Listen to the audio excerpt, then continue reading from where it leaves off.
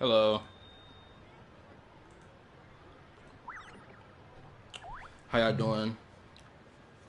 Whether it's morning time for you or if it's night time for you. How you doing?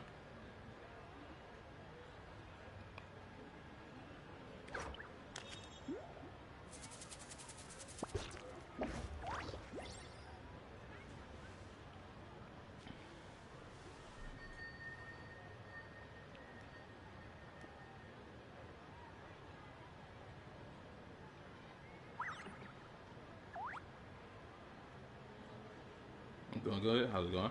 I was going fine. Many insects have a compulsion to follow the light. My day been fine for the most part.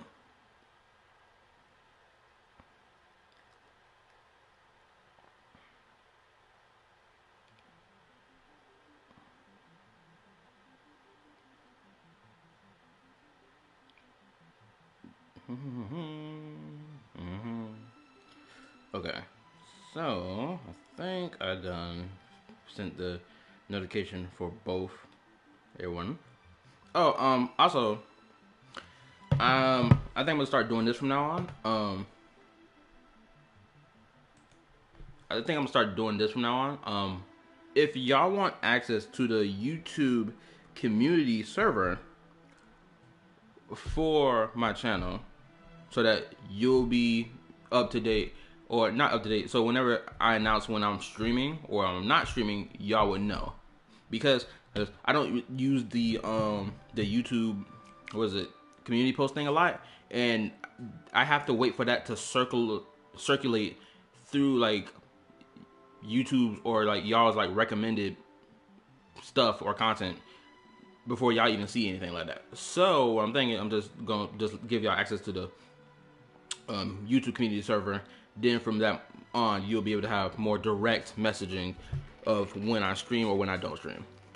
Cause it kind of sucks that I don't let y'all know that sometimes. Sometimes y'all just gotta guess it if I don't stream.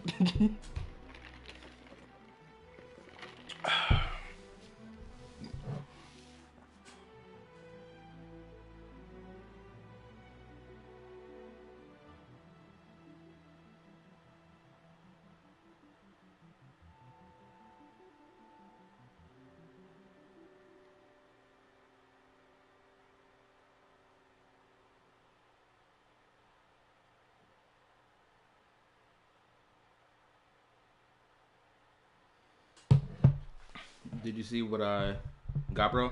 Yeah, wasn't it a light phone? My bad. I'm not too in depth with Star Rail's stuff. Oh, I got some stuff I can yap about tonight, though. Most definitely. I can yap about Star Rail, and I can yap about something that I find blatantly hypocritical from the Woo-Wah community, that they freaking hard-pressed Genshin on as a criticism that they give. And I gotta make sure I add that to my video before I even post it, because I am going to light these niggas up on my video. I most definitely am, because this is such blatant hypocrisy.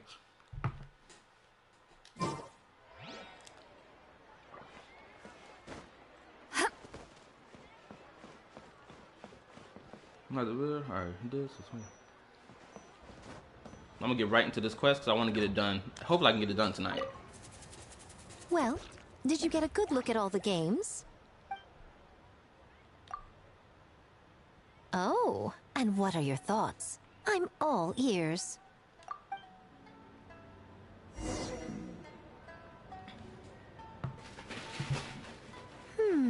Fascinating. Which game are you looking forward to the most?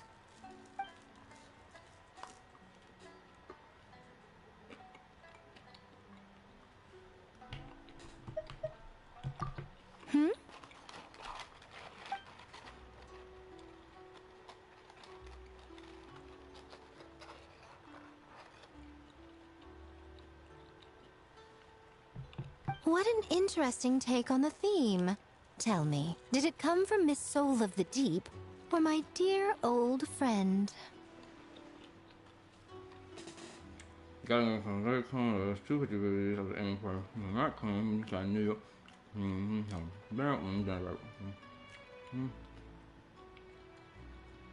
That too before. I don't remember you telling me that your Lycon was E4. Or not Lycon, Brian?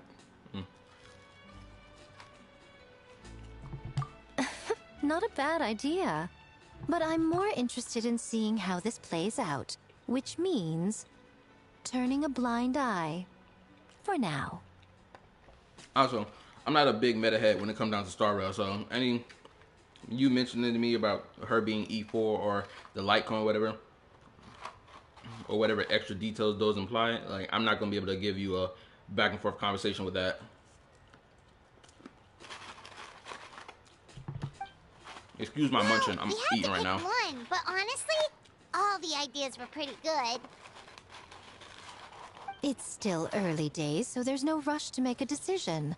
Plenty of novels at Yai Publishing House have opened on a high note, only to lose the plot halfway through. You can pick your favorite game once everyone's done with their work.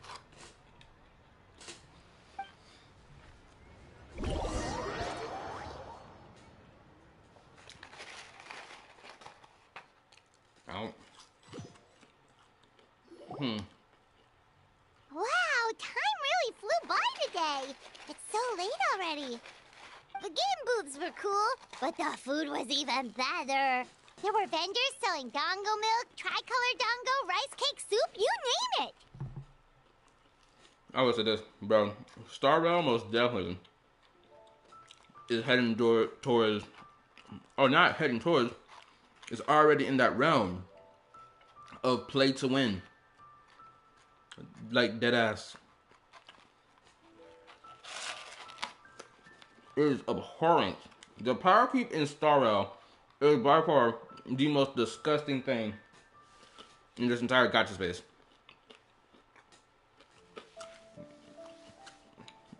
Like, people talking about some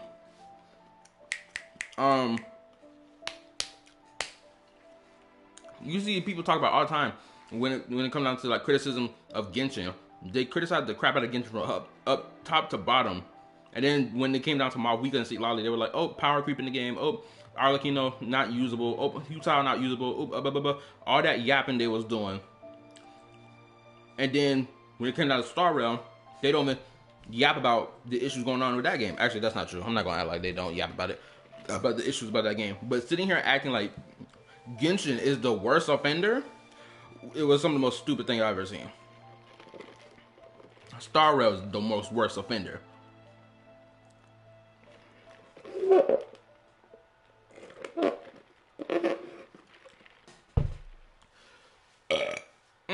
But anyway, yeah.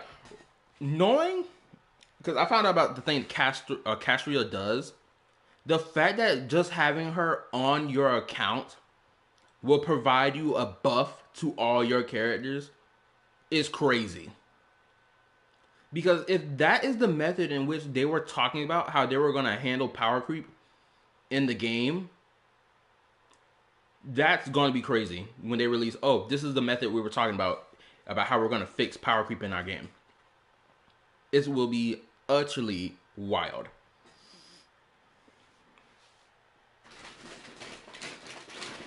My bad, I got my dinner over here. I'm trying to munch. Like, it's, bruh. What's so crazy is they could have gave what Castria has in her kit. They could have just gave it to the Trailblazer. It would make so much more sense for the Trailblazer to have it. Or better yet, don't even give it to the Trailblazer. Give it to a new 4-star unit in the game. Give it to a 4-star character. A 4-star character everyone will be able to get their hands on. Because, let's be honest, I'm pretty sure everyone damn near got every 4-star character in the game at this point.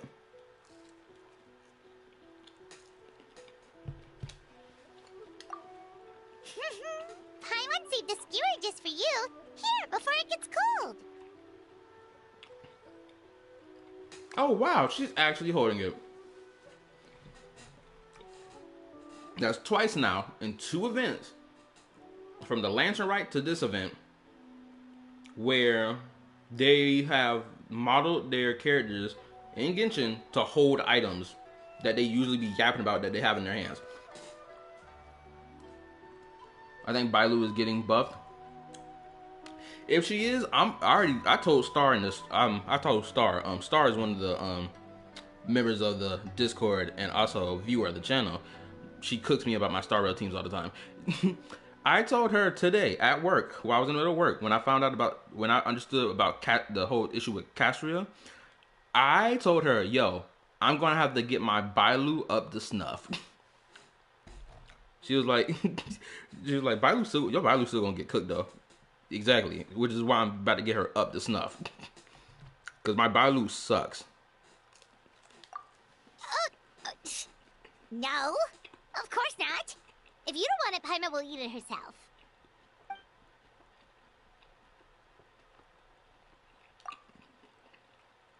Now the traveler holding it, and one of the pieces of it is missing. Okay, it feels like the entirety of version 5 for Genshin is an experiment phase of what they can and cannot do with their models and just with the engine that they have overall. That's what this feels like, because they've been doing a lot of new different things.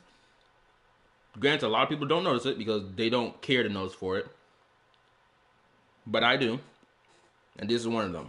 I'm glad they're doing stuff like this. Oh, let me read.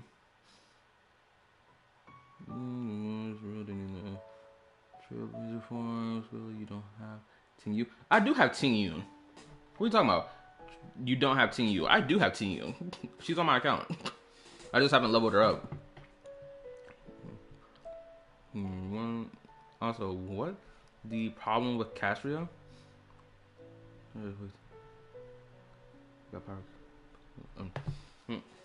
First of all, Yoon Lee did not power keep Clara, or Clara, however you pronounce her name.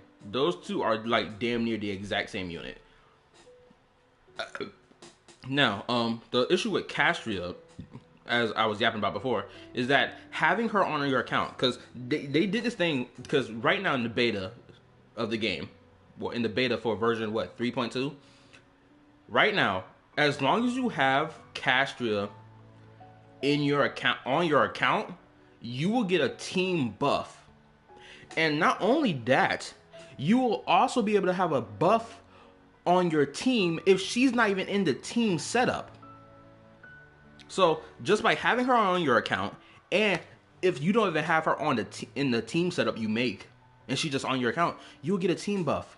You'll get like some healing revive buff as well, where it will revive your character that's dead or down if you heal them or if you shield them, something along those lines. I posted the video in the it's a video Tectone made. I posted it in the server, so if y'all want to go see what I'm talking about, you go watch that video. You know what I mean. If y'all want access to that other server, then yes, I shall provide it for you. Anyway, let me read.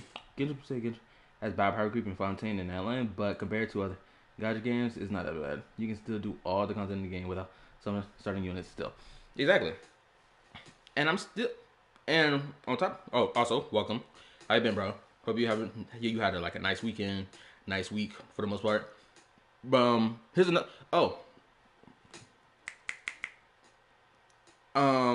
did I talk about the whole thing with Wuwa yet? Or did I allude to it at the beginning of the stream? Because I'm going to talk about it in just a second. Because that shit is irritating.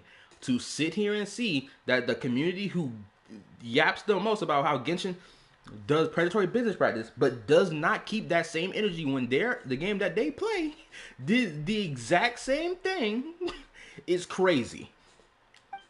Tastes great, right? Which means we should come back for more tomorrow.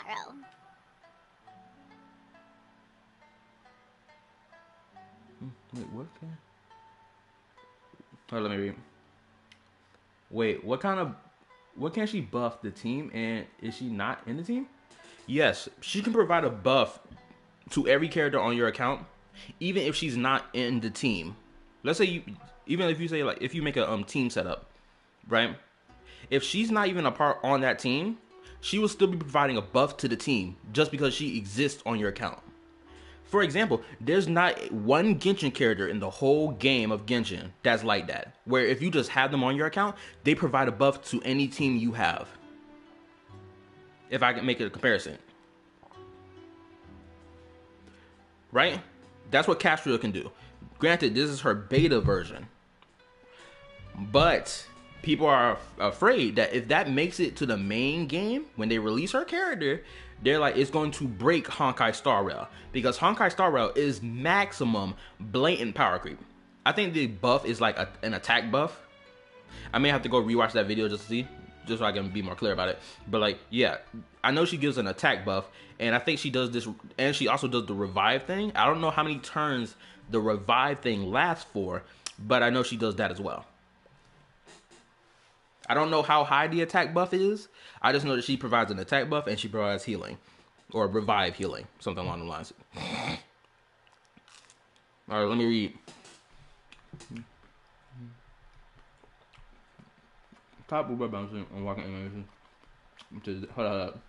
People even hold up. Let me go back. People even say Raiden is no longer that good anymore, but I tell you, Raiden is still the top walking to this day. Stop it. No, Booba. It's awesome. Deal with it. Yeah. Okay. Yo, Tenshi, I am so glad you arrived, my friend. Oh, also, everyone, for who doesn't know, Tenshi is a new viewer. He came in the, I think it was like the last Wuwa stream. I think he came here for the first time. We have an enjoyable back and forth convo. So now we're about to get into a convo that I've been waiting to have, because we were talking. He mentioned it or gave his opinion in the stream. Wait. Do you see that up ahead? What's someone doing out this late? Huh. Their clothes look kind of weird. Oh, could they be one of those costumed actors Miko mentioned? Hey, hello there? Are you also here for the festival?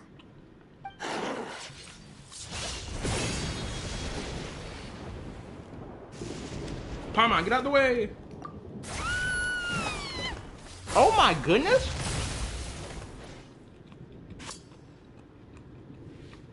Hey, hold on.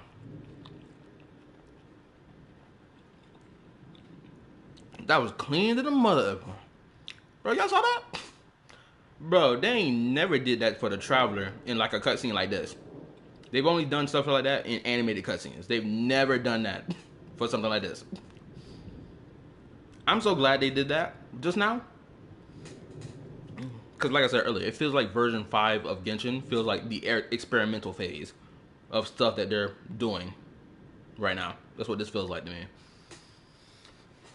But anyway, Tenshi, if you're still there, we can have the convo right now.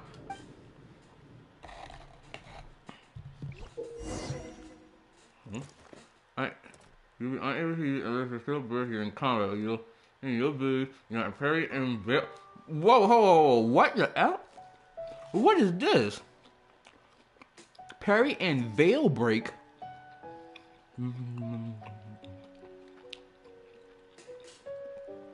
If they do not implement this crap as a permanent function to the game and to its combat, I'm gonna have an issue. Because they did this crap before where they introduced this whole parry function in the game, but they did not make it permanent. And this was back in version what? This is during the whole version 3.0 era. Or the version 3 era during Sumeru. Cause I remember there was that Lancer Ride event. Or that Inazuma event, something like that.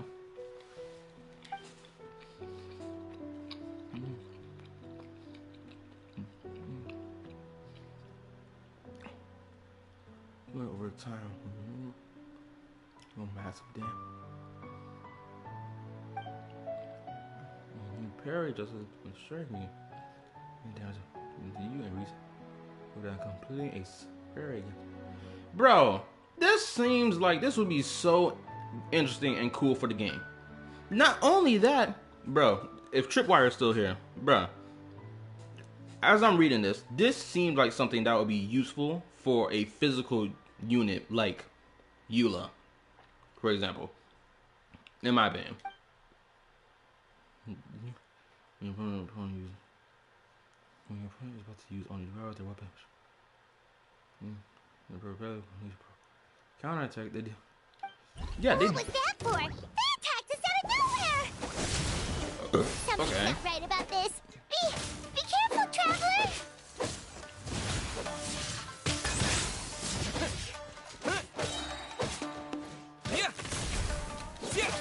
Okay, that's interesting.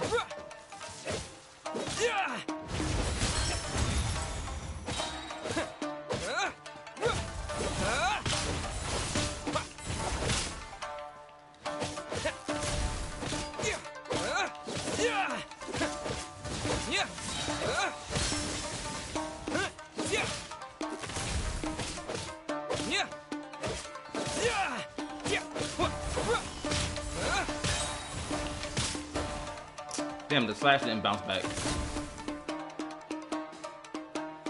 I tried to bounce those slashes back, but I couldn't because I messed up my timing. I'll give it a second.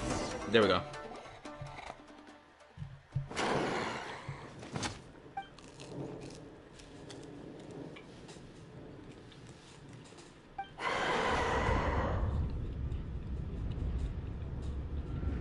Oh, my guy's tweaking right now.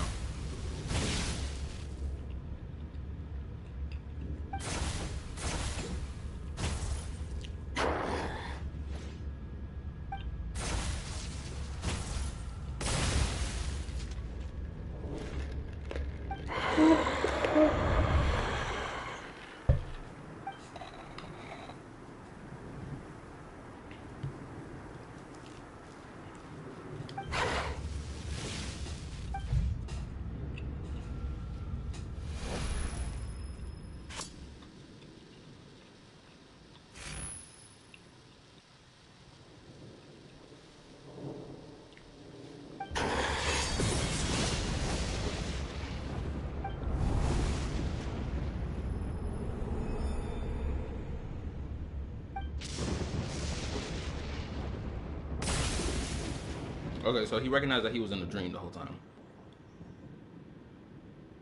Traveler? Hey, are you alright? Okay. Now we can have... Oh, we're not... Actually, you know what? I'm gonna wait till after this convo happens. Then we can go have our convo about the whole traversal thing in Genshin and whatnot, so I can make my comparison. Well, you fought that strange person and made them disappear. But then, all of a sudden you started backing up like you were super afraid of something. Whew. You nearly gave Paimon a heart attack.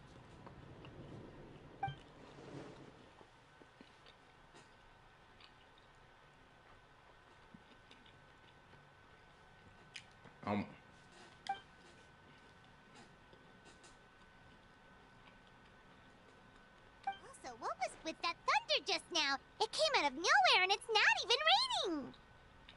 What's wrong?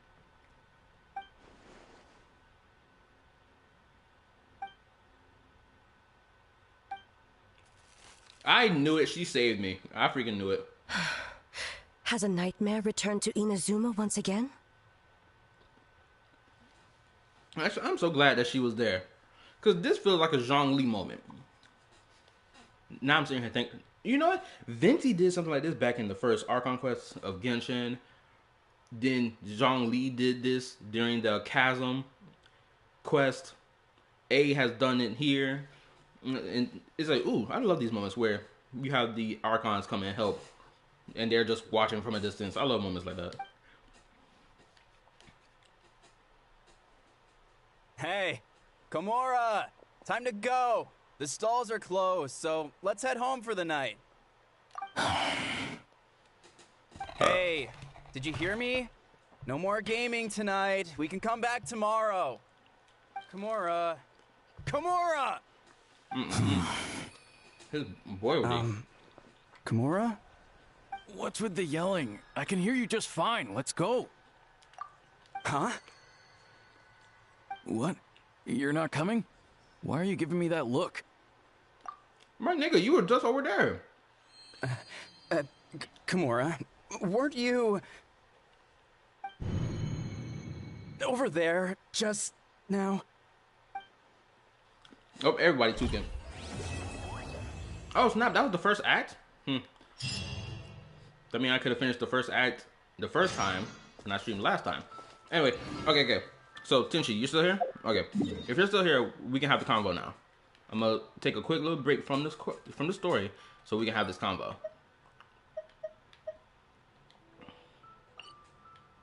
Because I'm gonna use my examples and shit, so you can see what I'm talking about.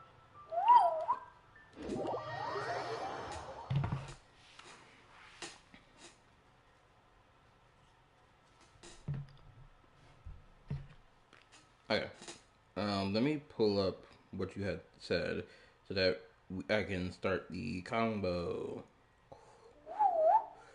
Okay, where are we at? Okay, I think it's right here. I'm gonna pause that just in case Marika stops flapping her gums. Alright, so this is about the exploration being locked to characters or whatever. The main concern is that in Genshin, the quality of life of someone that has a movement-based skill. Well, hold up. I'm pretty sure they're supposed to say movement-based skill, not character. Increases drastically, whereas Wuwa has a lot of free movement options and movement system that are locked by characters like Carl or so can't. I'm gonna call her Mafia Jello. That's what I'm gonna call her for now, because I do not know how to pronounce this chick's name. Are so minimal that most people don't even utilize them. I'm going to assume you also include Shorekeeper in that as well. In Genshin, I'm gonna have a Knight in my team most of the time just for the movement. Now I disagree with the take. The reason I disagree with the take, right, is because, for one, as I'm going to put in my video when I'm almost done with my video. Genshin has gone out of their way, the game, or the developers rather, they've went out of their way to make permanent, let's say, traversal mechanics in each region, so that it compensates for the lack of free movement of like this slipping, sliding movement that like Wuwa has, right? I've mentioned it even in I mentioned it in my video, right? Natlan has their own unique exploration mechanics that deals with movement. Sumeru doesn't. Well, no, actually, yes, it does. Sumeru does have exploration mechanics or traversal exploration mechanics that tailor to movement, to getting across like the whole forest area or certain areas of like the desert. Granted, in the desert, you're going to be running around the desert rather than like doing like certain traversal mechanics. That depends on if you're like on top of like cliff areas. Then you'll have those traversal things be here, right? But for the most part, you're like puzzle solving across the desert. Here, there's not really a traversal mechanic over here that much, but there is one. Then Fontaine got the swimming mechanic. Chinyuville has those like launcher mechanics that launches you around from place to place. I ain't gonna lie. I think Leeway and Mondstadt are probably the two most locations in the whole game that lack like unique exploration mechanics in comparison to everywhere else in the game. Also, what's up, Star? How you doing? Inazuma has those like Thunder Sakura trees that you can use to like zip around the map, or rather zip around certain areas that you need to zip around from.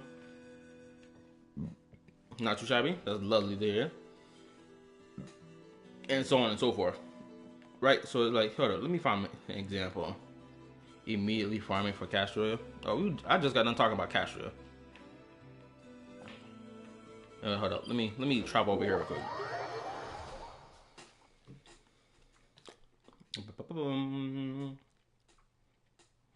I already told you I need to freaking get my Bailu up to snuff. Anyway, boom. For example, Chinyuville. I'm gonna find one of those things so I can get my point across. Where is it?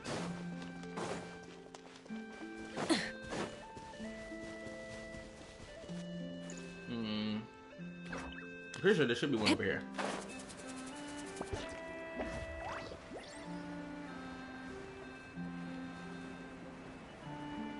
Yeah, there's most definitely should be one over here. There you go, right there.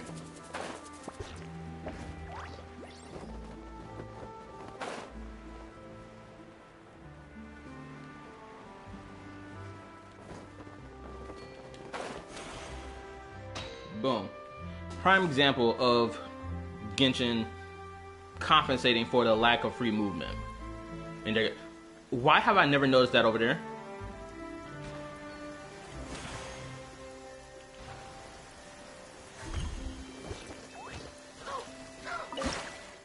What the characters lack in free movement, they make up for with free movement in the actual traversal mechanics in each region of the game. Oh my god, I can't even get over there. Hold up.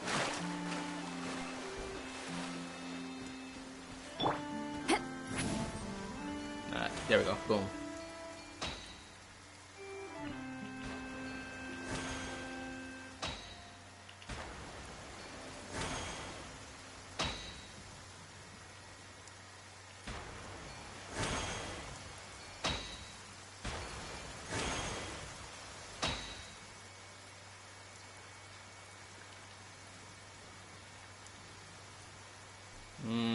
Nope.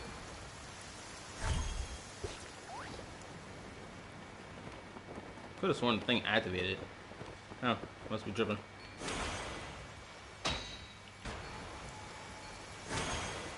And there go a treasure chest up there. Didn't notice that one either. And look at that. All them things up in the air like that.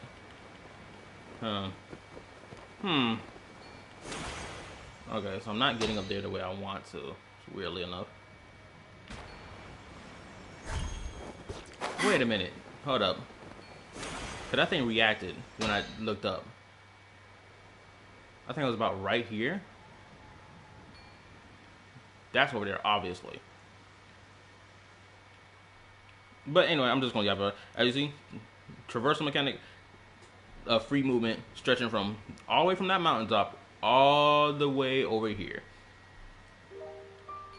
Then it's all the way down there throughout the water, as I just bounced around from earlier, and so on.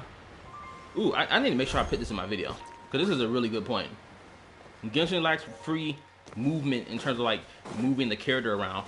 They don't have the fast, slippy, sliding, slick movement that Wuwa has, but it compensates for that with traversal mechanics that provide that slippy, slidey type of movement throughout the game, or throughout when you're exploring in the open world. Boom. Perfect point of contention. What else was I about to say? Oh, this? I'm probably gonna stream Genshin again, or just play by myself. I'll probably ask some of y'all to kick it with me for this little event thing right here. Oh, let me read. Not sure how frequent these movement options appear on the map. These look like the equivalent of grapple points in Wuwa, but the thing in Wuwa is movement is rarely available regardless. Oh, these are available all the time. Granted, this is just one area that these are in, but these are across the entire map of this new region over here. Well, it's technically old now because Chinyu Vale came out, I think last year. Yeah, Chinyu Vale came out last year. Yeah, those bouncing around mechanics I showed you that was only in this area is across the entire map of this whole location. It is not secluded to that one area. So it's available all the time. I had someone, I was having a conversation, back and forth with someone yesterday in a comment section of one of Ethan's videos talking about this, because I find it crazy that people keep mentioning it's in Wuwa, it's ready all the time, but in Genshin it's not. And it's like, no, it's ready all the time in Genshin. For example, I keep hearing people sit here and say that you have to go run, if you're doing like something where you need to explore something in that land, you need to go run around and find the Saurian that helps you with that. And I'm sitting here thinking to myself, you don't need to run around looking for a Saurian when a Saurian is legitimately 2 steps away from you. What are we talking about? That's not some, oh, you need to find it. No, it's right there. Hold up. I'm gonna make a prime example. For example, right here on this mountaintop area. Granted, there's no puzzle that needs to be solved here, but look at this. I done ran into a Saurian in less than 2 seconds because it's just sitting here. Then let's say if I go down here for a prime example. Let me just drop down here.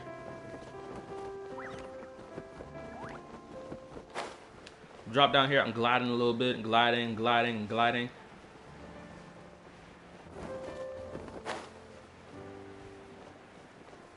And then boom, there's like 2-3 more Saurians over there. And there's even a puzzle over here that you need Saurians to activate.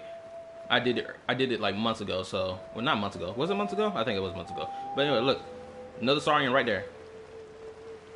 Then you just run down this whole lane. You come across 2 to 3 more Saurians of the same type that you need to solve a certain puzzle. It's like right there. Like in WoW, I use Inferno Rider a lot to explore. I don't need a designed area to use it. I think that's fine. People would prefer you don't need to have a designed area to be able to traverse in the game. But I'd argue that it's fine, especially when the base game, like for example, Genshin's base game, they clearly didn't design it for people to have like ultra free movement or slippy slidey movement when they're exploring, right? So what did they do to make up or compensate for that?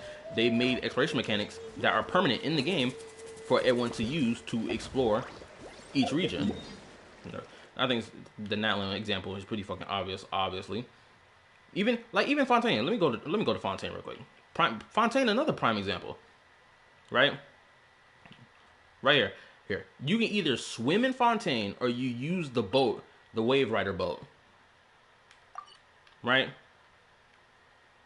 You either swim or do the underwater swimming or the Saurians. What do the Saurians do? The Saurians basically help with exploration. Some of the exploration mechanics that Saurians have, some of them, those exploration mechanics are already in the game, or for them, blatantly. Because another point of contention that I see a lot, that people make a lot when they criticize Genshin, is that Genshin doesn't give players a lot of options.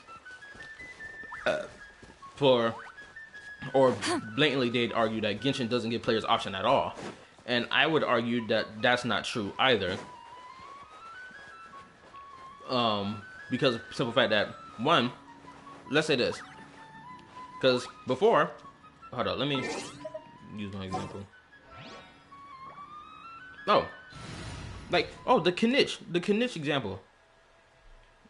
For example, I keep seeing people mention the Kinich example with the grapple. And all I'm sitting here thinking about, okay, I don't have Kinich on my account because I didn't pull for the character. But Kenich's grapple, that whole grapple mechanic thing he does, it's been in the game since Inazuma. It's in Inazuma, it's in Sumeru, Chunyuvale, if you want to count that, and it's in Natlan. So Kenich's grapple is in 4 locations of the game where the grapple thing is predominant in a location. Right? Whether it be across the entire map or like just one area of the map. Right? I hate Chunyuvale, most annoying area. I think there's only one annoying thing is trying to find them oculi bullshits. But anyway, Chunyuvale for me has been like, it's like the most easiest place to explore. Cause it's just like boom, boom, boom, boom, boom. You can just launch yourself around to each side of the area with ease. Yeah, but Kinich skill can be used everywhere. I mean, that's fine. But still, even when you say Kenich's skill can be used everywhere, again, the exploration mechanics or the permanent traversal mechanics are here 24/7 Going everywhere. into a trance is risky for most people. Granted, so don't get not in most locations, because like in Fontaine, there's no need for a grapple in Fontaine because you're not climbing mountains, you're swimming in water, or you're underneath the water in Fontaine, so you don't really need a grapple at all, blatantly. But somewhere like Sumeru, they provide those grapple mechanics there, and this is before Kenichi even came into existence. So it's like, because like for example, someone would have to argue to me and give me a reason for why I should pull for Kinich rather than just use the permanent exploration mechanic grapple that's in Sumeru, in Natlan, in Chunyuvale, and in Inazuma. Why should I spend $300 for that when I can just use what they already put in the game to traverse that I can use 24/7? Because if the argument is where you can use his grapple anywhere, the same argument can be said about the grapple mechanics that's already in the game. Hold up, let me travel here. Because Inazuma, bro, the amount of times you have to use the Thunder Sakura to traverse around Inazuma, this is before Kinich even came to existence, right? It was like, it was a need, it was a necessity that you use that. And it was perfect because you were going to use it 24/7 all the time. Exploring, hold up. My bad. There's something that just irritated me is that this freaking music is blasting in my ear. Let me turn that down. Turn that down. Okay. Is this level okay? Can you hear Paimon? For example, let me see if I can find one of those Thunder Sakuras around here. That's there. That means a Thunder Sakura should be around the corner. Here we go. Boom. Look at that. Watch out! Oh, it's on the other side. Crap. I gotta get to the other side of the freaking mountain formation to get to it.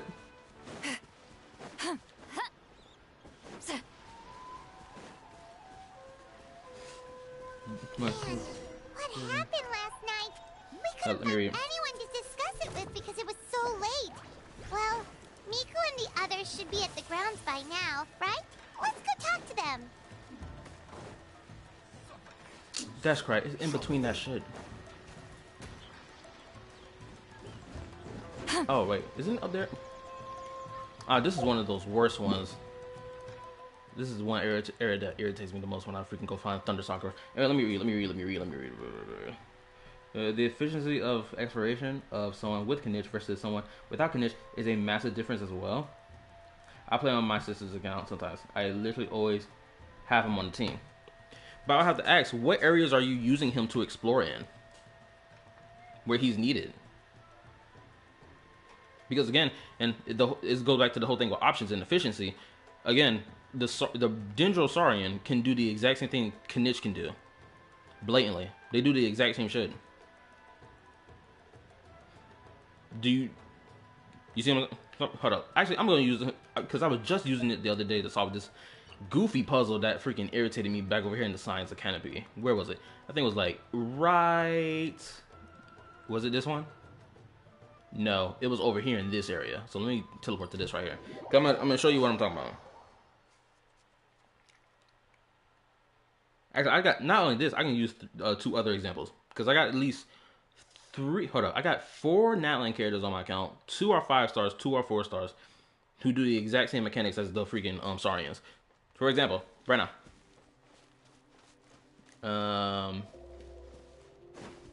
let's go this way because I'm gonna find it. Hold up. Oh, hold up. It's this way. There. Wait a minute. I think I'm tripping. Hold up. Right or left? It's on the right side. This one. Yep, it's this way.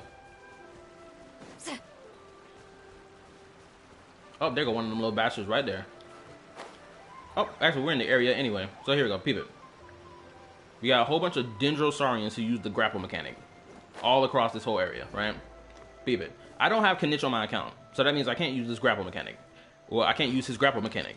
But they gave us the Saurians to use the exact same grapple mechanic. And sometimes you gotta use the grapple mechanic to solve puzzles and shit, right? So peep it.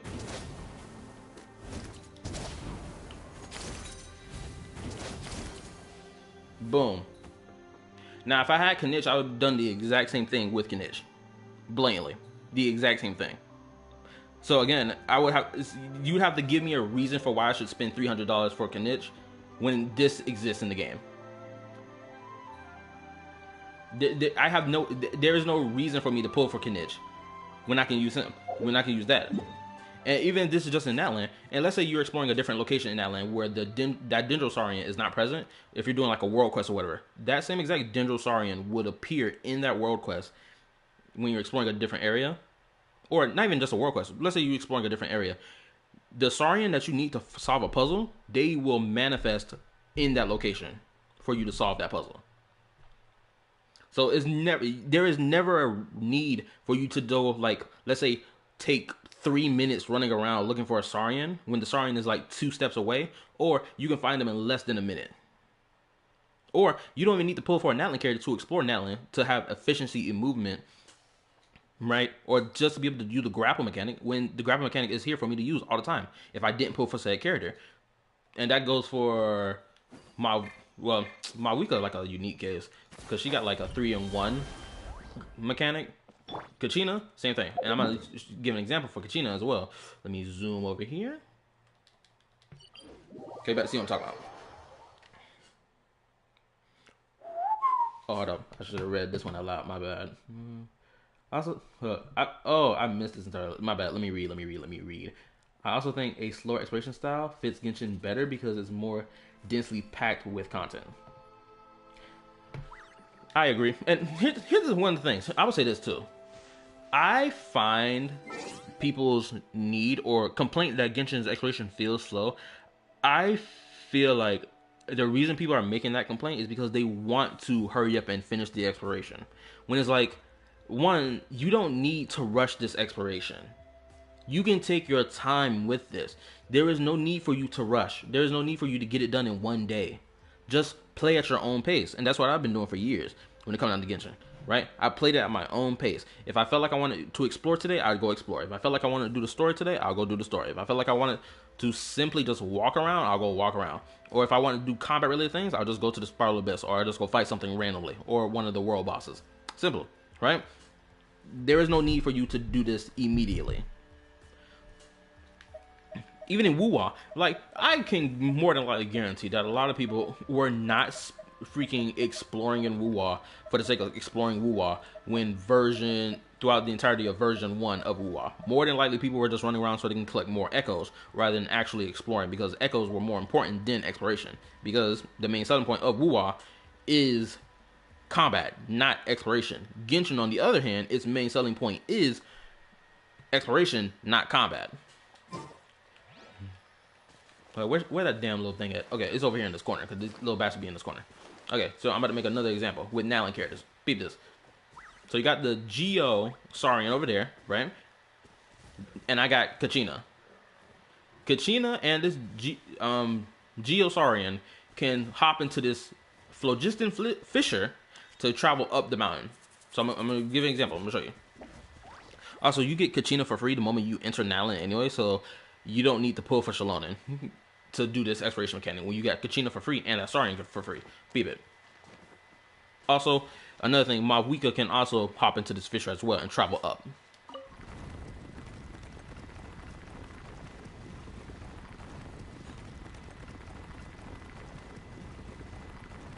Boom. Okay, so I just did that with Kachina. So let's go right down the mountain, right? And we're going to do it with the Saurian this time.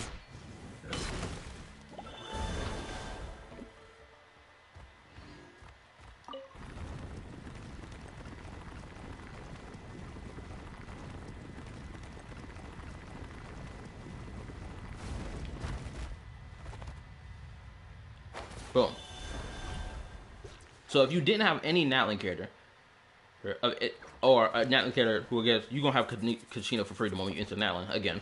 But let's say if they didn't give us Kachina for free, you still would have this to go up the mountain. Right? And let's say you didn't have Kanich.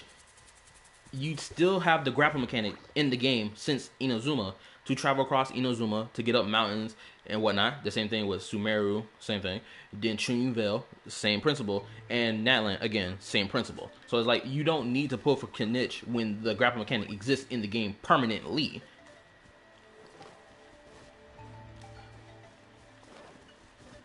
Also, Mawika can do the same thing, but it's because she's a 3-in-1 exploration unit that have 3-in-1 exploration or traversal. Like, I guess traversal and exploration, I'm gonna just use them together in my video, because that's what I've been doing anyway when I argue this. But still, the same shit applies. For even for something unique for like the bat-like creatures. So let me go to the bat-like creatures, because this is another example I need to actually use, because I know was wondering what the bats do versus what the playable characters from this tribe do. And I know what the answer is, because I'm going to show you in just a second. Okay. Okay. I know I'm wasting a lot of time yapping about this, but this is a point that I will be bringing in my video. Or this is going to be the main talking point of my video that I'm going to post when I get my shit done. Okay, peep. Peep game. Seatlali, or not just Seatlali, but also Auroron. They both can just leap into the air like this and hover, essentially. Granted, Auroron's doesn't last as long as hers. Not only can they do that, they can also absorb these painting graffiti, this graffiti paint stuff that's around this area. This one increases movement speed. I don't know how fast it goes, probably by 2x potentially. And boom, now it's over. Bam, same thing. It just increases the movement speed. Bam. And then let's go to one of the Saurians, for example. This little bastard right here. Saurian, same thing. You see the movement speed is going at right now? Okay. Now we're about to use the exact same thing. Boom. And so let's say if someone didn't have Citlali or Auroron, they would still be able to do this one thing. Not just one thing, but the exact same mechanic, even without the playable unit. Boom. Another reason why you don't even need to spend money for either of those characters is for exploration or traversal use when this bastard exists, who does the exact same thing as them.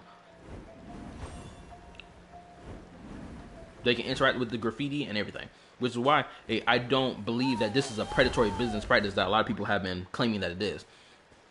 Right? Because, again, because I honestly, this would have been an actual really predatory business practice. For example, let's say this. I'm gonna give a what if, because I'm gonna use this in my video. Let's say that when we entered Natlan, or rather, when they advertised Natlan, they didn't advertise the Saurians at all, and they only advertised the playable units, right? Imagine this. Imagine if the Saurians were not usable at all, or not even playable at all, and the only way for you to explore Natlan efficiently was with the Natlan characters. If that was the case, then I would agree with people when they say that this is a predatory thing to do with Natlan's characters. But that's not what happened. Because in the scenario I just gave, players would be blatantly forced to pull forward these characters and spend money for these characters to explore Natlan. But the scenario that we have right now, currently, that's been the scenario since 5.0, is that the Saurians, you can just use the Saurians to explore across Natlan. Because the main selling point that they did with Natlan was the exploration. They advertised both the playable units and the free Saurian option to get it done. Let me read. I just do not. These features are still locked to certain locations. The fact that you can't roll for a certain character, they can use these features in is the difference.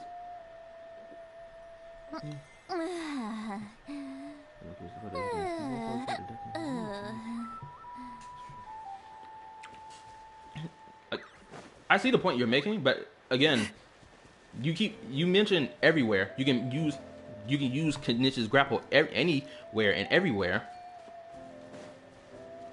Again, the same thing that I've been saying before is the grapple mechanic is predominantly in the game. It's been in the game for years. And they make one character that can use the grapple, then all of a sudden it's like, oh, well, pull for the character then. People start pushing this narrative that, oh, you should pull the character then just to use this grapple mechanic. And it's like, again, why should people do that when it's been in the game? To me, it's not even a massive difference at all. It's really not a massive difference. Because if there's grapple mechanics in Natlan, and if there's grapple mechanics in Sumeru, and there's grapple mechanics in damn near 4, especially among this really massive amount of landmass, because Sumeru is probably like the biggest nation in the whole game, with the grapple mechanic thing being prevalent throughout the entire area. And then Chunin Vale and Inazuma, you again still would not need to pull for Knich for a grapple. Because again, like even for another scenario, if they never had this grapple mechanic thing in the game since Inazuma, Sumeru, Chunin Vale, and Natlan, and it wasn't in the game at all, and the only way you could grapple was with Knich, I'd agree that they're locking traversal mechanics such as that behind a character. But again, it's been in the game since even before his existence. So it's either you make the choice yourself, pull for this character, or just use what's already in the game. I'm going to use this area as an example right here. Because, for example, when you first enter into Sumeru, right? the first thing you're notified about, you're given a notification about the expiration of Sumeru when it comes down to those dendro grapples. Ooh, actually, let me get a team of dendro characters here so you can see what I'm talking about. Cause this is another point I'm gonna make in my video. I gotta make sure I put my voice lines in for it. Get you. I'm going to grab. Who else do I need to grab? Where's another dendro character? You.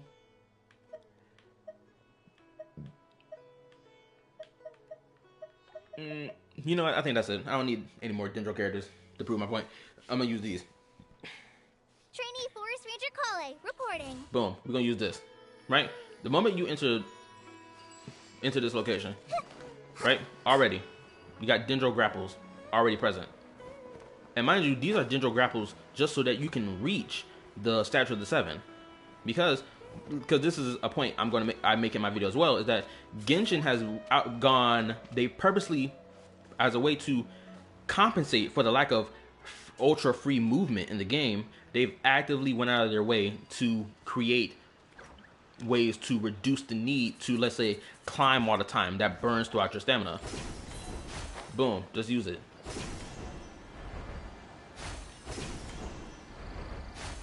And I just got over that whole area with ease. And over here, same thing. And mind you, this was before Kanich even existed in the game.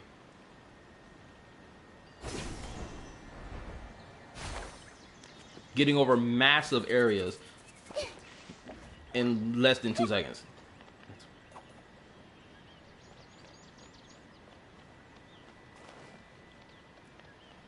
There's another exploration. There's another one that's down this lane. Actually, is at this waypoint. Actually, no, it's not at this waypoint. It's somewhere over here, I think. I saw it. Let me actually teleport over here, because it's going to help with the point I'm trying to make. Man, my nostrils feel freaking dry.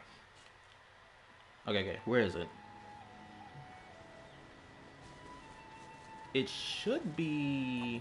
Oh, there it is, right there. That right there.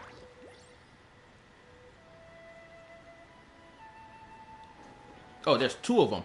Perfect. This is gonna help me prove my point even more so. For when we entered into Sumeru, right?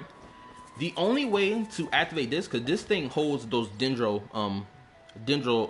grapple sprouts. That's what these are, right? You can either use a dendro character, right? Which they gave us Kale for free when we entered in Sumeru for the first time. And on top of that, Dendro Traveler was also free. Meaning you could use those 2 Dendro characters to activate this to then activate the Dendro Grapple.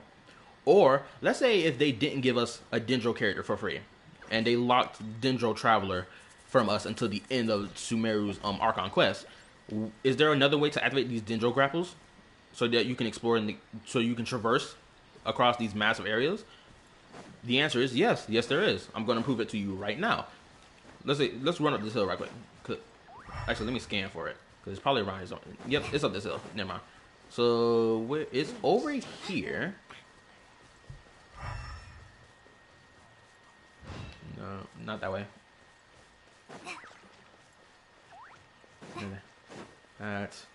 There it is, right there. That thing. This right here. This has the Dendro Sprout stuff that you can use to activate those Dendro, well, Sprout grapples.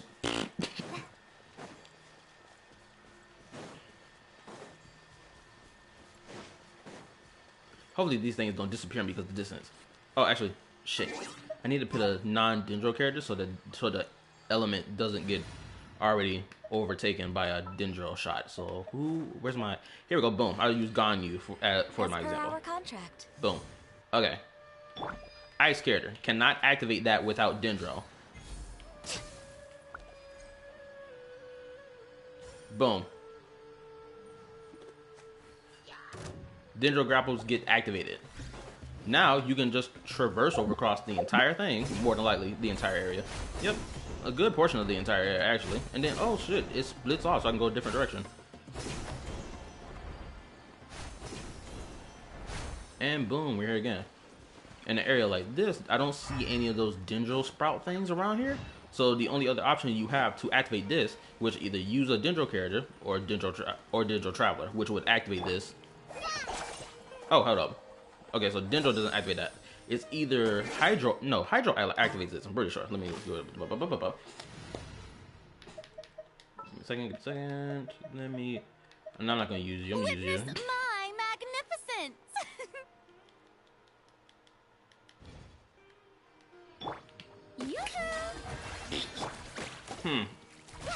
Was it Electro? It's no way Electro does this. Hold up. No.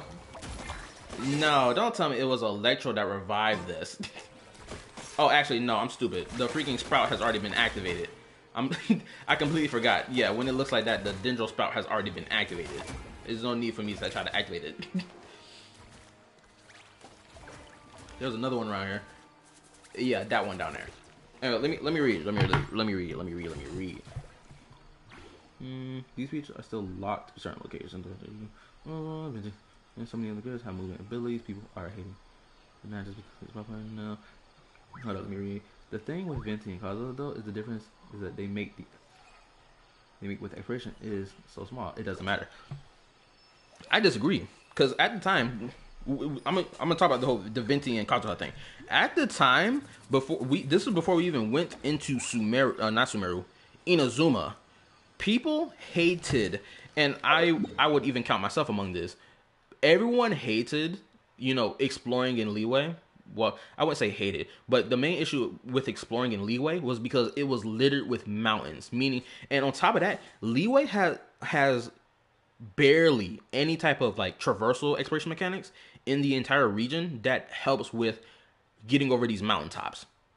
Because they only introduce stuff that helps you get over stuff or reduce the need for you to climb or glide in Inazuma, Sumeru, Chinyuville, Natlan, even Fontaine. Fontaine, you don't even need to glide in Fontaine because you're underwater most of the time, right? But in Leeway and Mondstadt, you needed a way to, let's say, get up into the air and glide more, or find a way to get over these mountaintops without draining stamina. So Venti and Kazuha helped with that, right?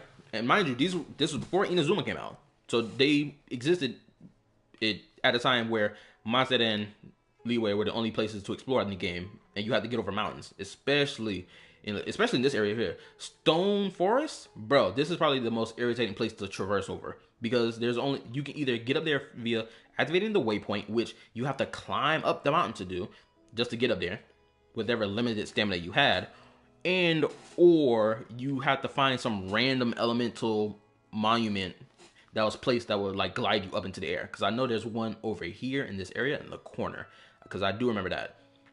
It's over here somewhere. Right, but for the most part, you legitly had to climb up the mountains and drain stamina by doing that. Right? You were kind of forced to go like find the oculi. It was a necessity that you go find those oculi to increase your statue level so you can have more stamina just to climb. But in Inazuma, Sumeru, and all the other locations I mentioned before, you don't need to do that, because they've implemented a way to reduce players needing to climb, or needing to swim, or even needing to glide. Wait, I said glide already. Glide, climb, swim, even sprint for sometimes.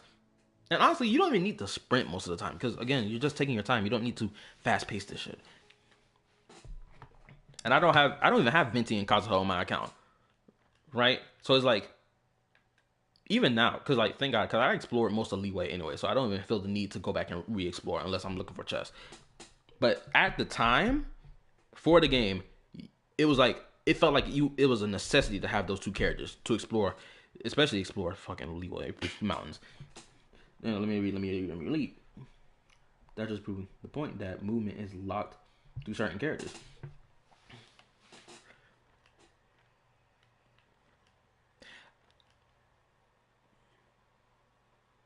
While it is proving the point that people have that they lock movement behind certain characters, people are looking at it from only one side of the whole argument. They're looking at it only from one side, and they're not looking at the whole picture, which is one of my biggest irritations when it comes down to people talking about Genshin's exploration or having traversal mechanics locked behind characters, because they're only looking at it from the character side, but they're not even looking at it from the open world exploration side at all. And if they are, they're blatantly dismissing it to prove their point, which, mind you, the point I made earlier in what's in the game itself completely pushes back against their point. For example, movement speed, right? People think the only way to achieve movement speed in this game is via a playable character such as Mavwika, which is not true. Because peep this. Let me go to the team setup so I can prove my point even more with this. Because this is something I'm going to mention in my video. Yeah. For elemental resonance in the game, granted, for every other element, it's like whatever. But for Anemo, or the wind element in particular, let me see if I can find it. Is it in here? Here we go, right here.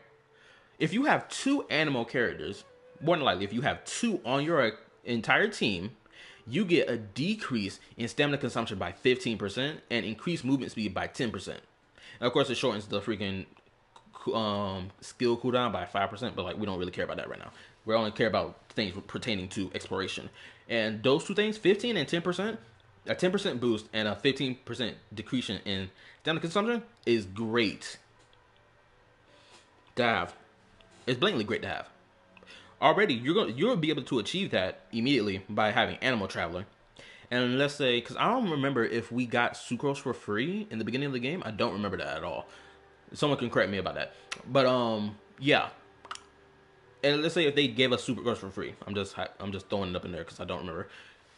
Sucrose would be able to help with that. And let's say they give an animal character for free for a limited time event. You just get that animal character and then boom, you can achieve this.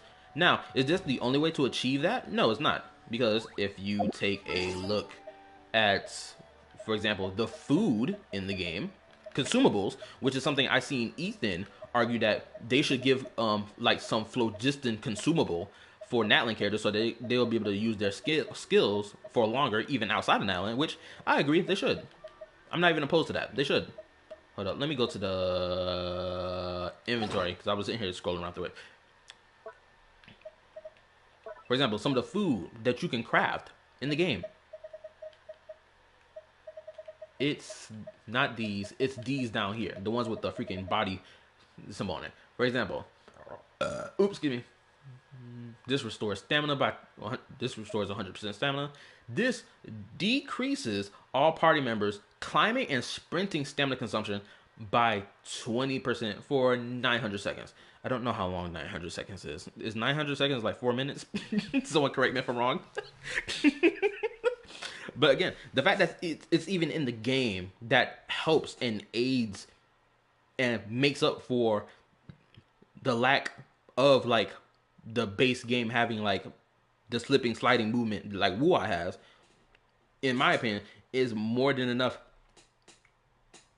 as like not even as a compromise, but something that's like, this is what you need.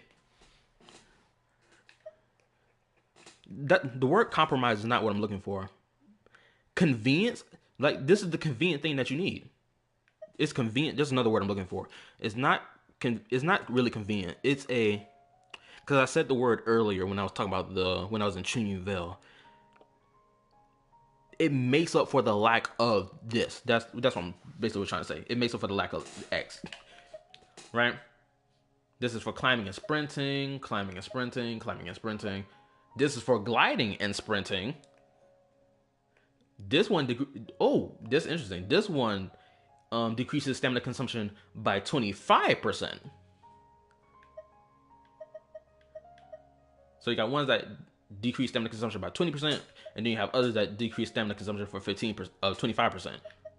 Right? So you have that. And that lasts for what, 15 minutes? As you said before. Also, thank you for telling me. So that lasts for 15 minutes.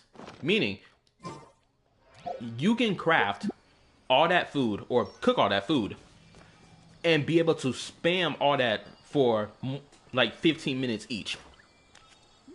And then on top of that, let's say you have 2 animal characters on the team. You're going to increase your movement speed as well by 10%. So it's like, again, they've created ways to compensate for the lack of like ultra free movement in the game. And I think that's a good thing. I don't think that's a bad thing. that people are arguing. I think that's a really good thing. And it's also a good thing that they've made traversal mechanics that are permanent in the game so that you don't have to be forced to pull for a character to activate said traversal mechanics or to even just use the traversal mechanic itself. And that's good. That is a good thing. I don't know why people are painting that as a bad thing. I can understand what they're getting at, but I disagree with that point of view because, again, they've created ways to that make up for that lack of that ultra free movement. Something on your mind again? And this, it's whether it's in the playable units or it's the game itself.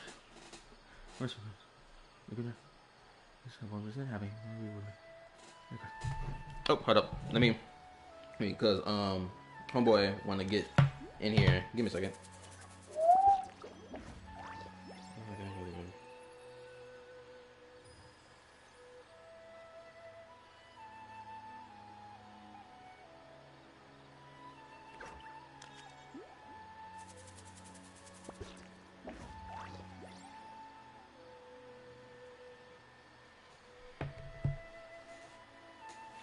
It's not that big a deal.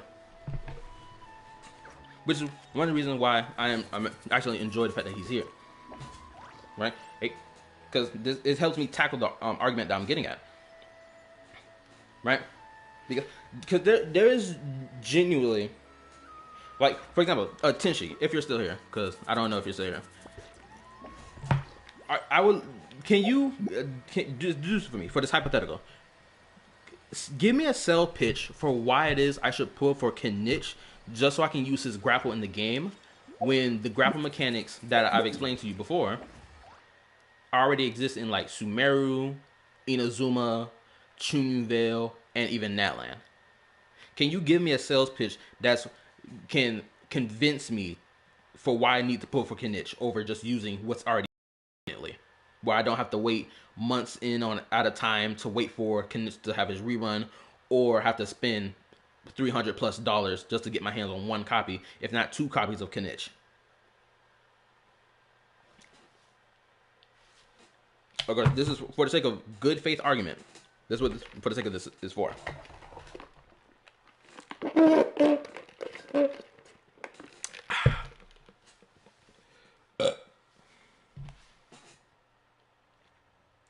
Also, again, like I said before, the content I wish to strive to make on my channel is content that will pull in people who also play Wuwa, so we can have this back and forth conversation, so I can get these points across.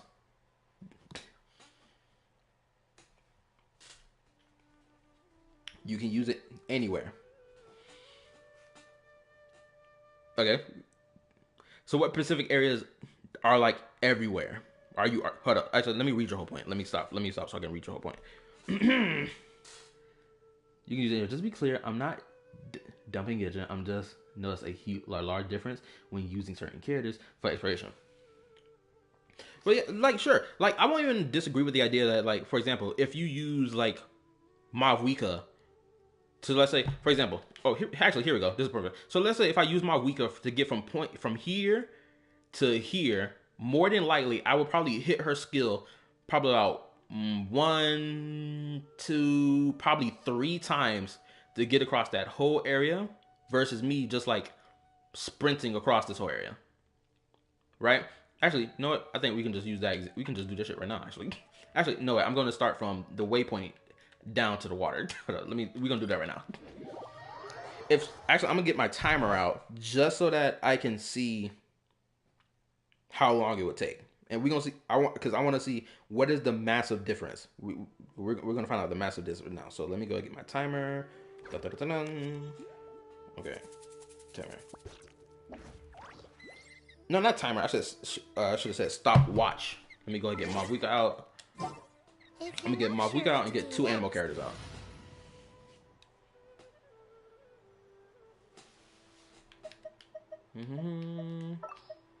Move.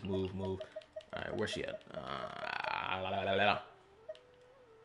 I just ran right past her, didn't I? Okay, Mavwika, and we're gonna put 2 animal characters. Some random niggas. Give me a second, Tripwire.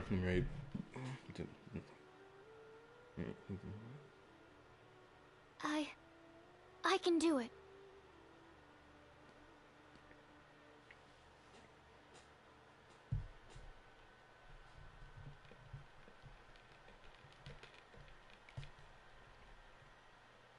Trip, I understand what you're saying. But if it that's the point of me having this discussion, though. Like, yeah, we'll talk about that later. We ain't gonna talk about that right now.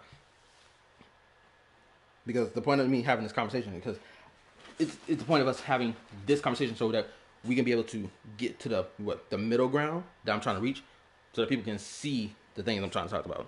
But like, there's no issue with this. I understand that you probably a little upset about me because I was like, I guess I whisper readed it out loud a little bit, which I understand. And I'm not gonna act like I don't. Okay, so this timer gonna start now. I'm gonna see how many times I gotta tap her skill just to reach down there, and hopefully the freaking AI does not lock on to me, and so that I freaking end up being forced into combat. Okay. So I'm going to start it at 12 o'clock. When it hits 12 o'clock, then I'm gonna speed. Instead of confining themselves to the heavens, And I gotta plug my charger up. God should broaden their horizons in the world below.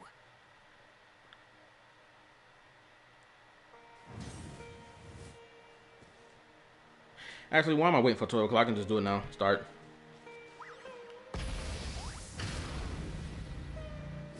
Okay.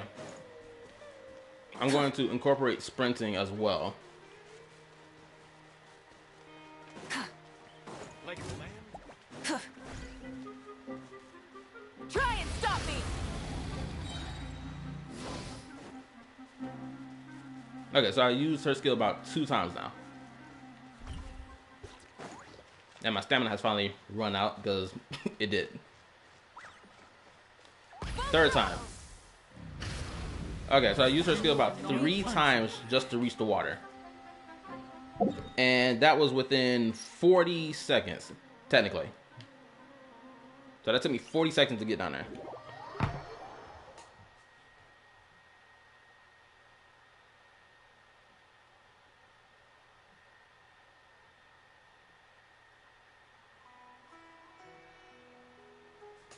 Oh, hold up.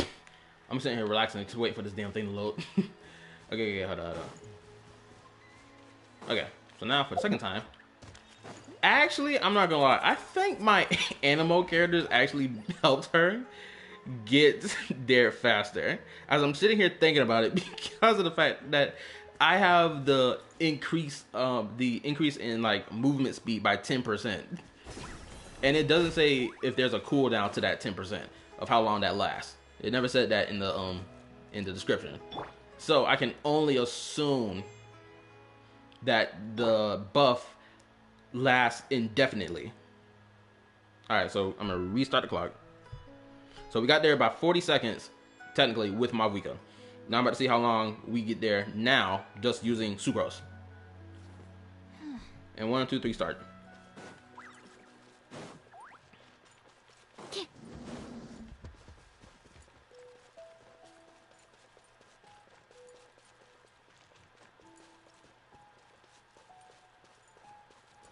Sucker for a punch, huh?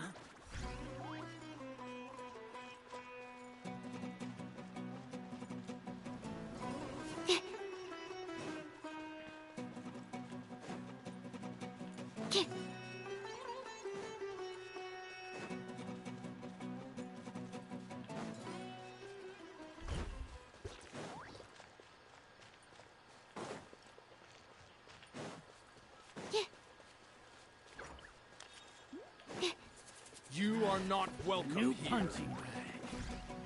Boom. Okay. So it took me just an extra 10 seconds to get down here. Don't break my glasses. Behold, you're dead. Bow your head. Animal hypostasis emulation. Light it up! Not bad.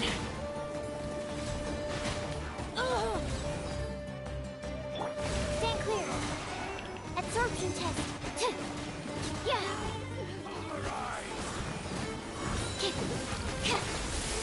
My bad, I'm sitting here doing this. Hold up. Wrap from the sky. That is annoying me.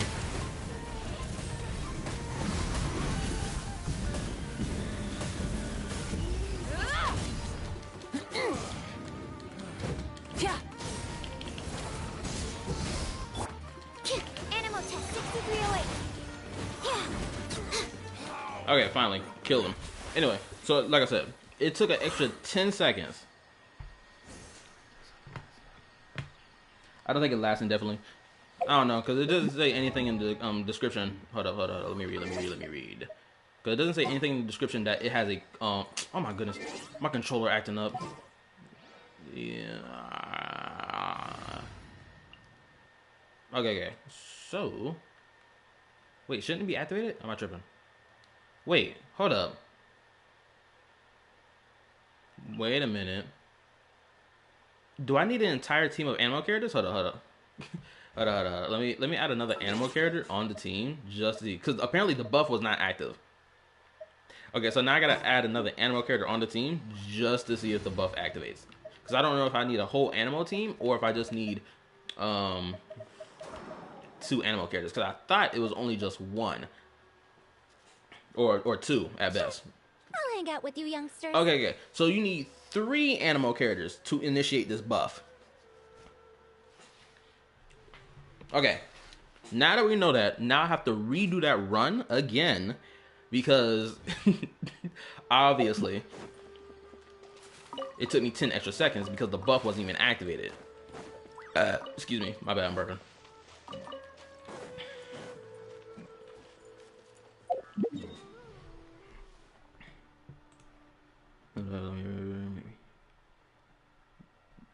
So on average, just sprinting my week could give you a 1/12 speed bonus controller drift moment. But anyway, yeah. I'm gonna restart the clock again because 50 seconds was without the buff. So now we got to see with the buff what's the difference.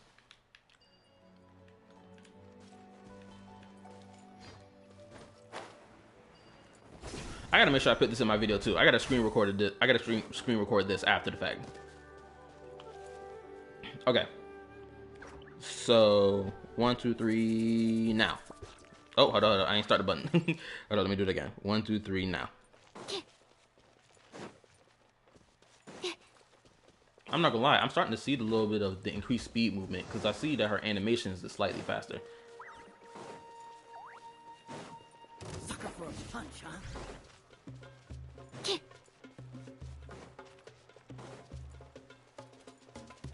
And it's a 10% increase in speed movement. A 10% increase in speed movement. And it doesn't even tell us if there's a cooldown for how long the speed movement bonus lasts for. So I have to assume it's blatantly indefinitely. Because the only way you turn it off is by removing one of the 3 animal characters off your team. So boom, we made it to the water. And oh my goodness, peep this, bro. Yo, okay, so it took me 40 seconds to reach the water using my Wika. And this includes using her skill along with sprinting, right? It took 43 seconds to reach this same exact area using 3 animal characters that initiates the animal buff of increased movement speed for 10 seconds and decrease in stamina consumption. Or not 10 seconds, increase movement speed by 10% and a decrease in stamina consumption by 15%. I hope I'm reading that right. So, with that,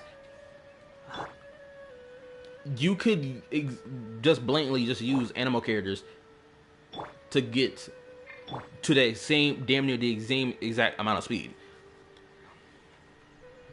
Oh, also, hello. Are you alive? How you doing? Hello. This is your first time being here? More than likely, the answer is yes.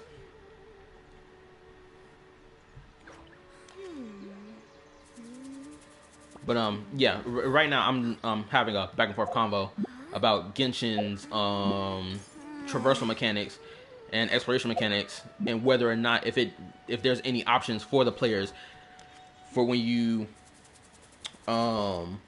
just exploring the game, because I've been seeing this narrative be pushed by a lot of gacha creators that you need to pull Natlan characters just to explore Genshin's game, or just explore in Genshin, or just explore in Natlan, which is just not true at all. It is blatantly misinformation, in my opinion. It is misinformation and a lie and propaganda that will push people to play the game just to spend money to get characters when there's a free option for you. How about you? Oh, I'm doing fine. I'm in the midst of like discussing about this one topic right now. Well, I'm having a back and forth about it. And I just got done timing both Mavwika and 3 animal units that initiates a buff for sprinting.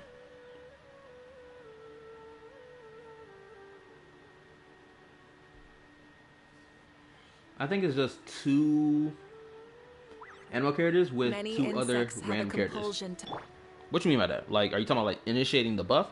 Because it seems like I need just 3 animal characters to initiate the buff. But anyway, I gotta hold up. Actually, you 10% speed movement, 40%, 30%.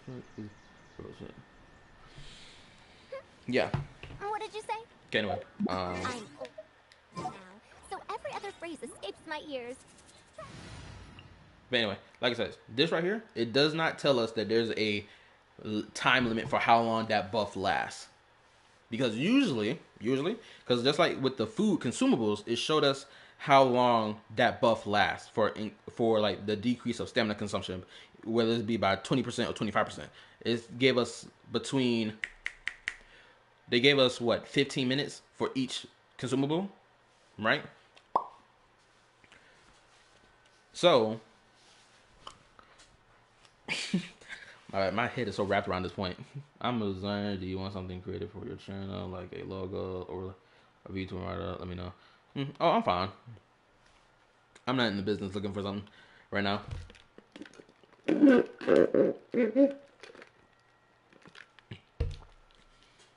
Me too, D.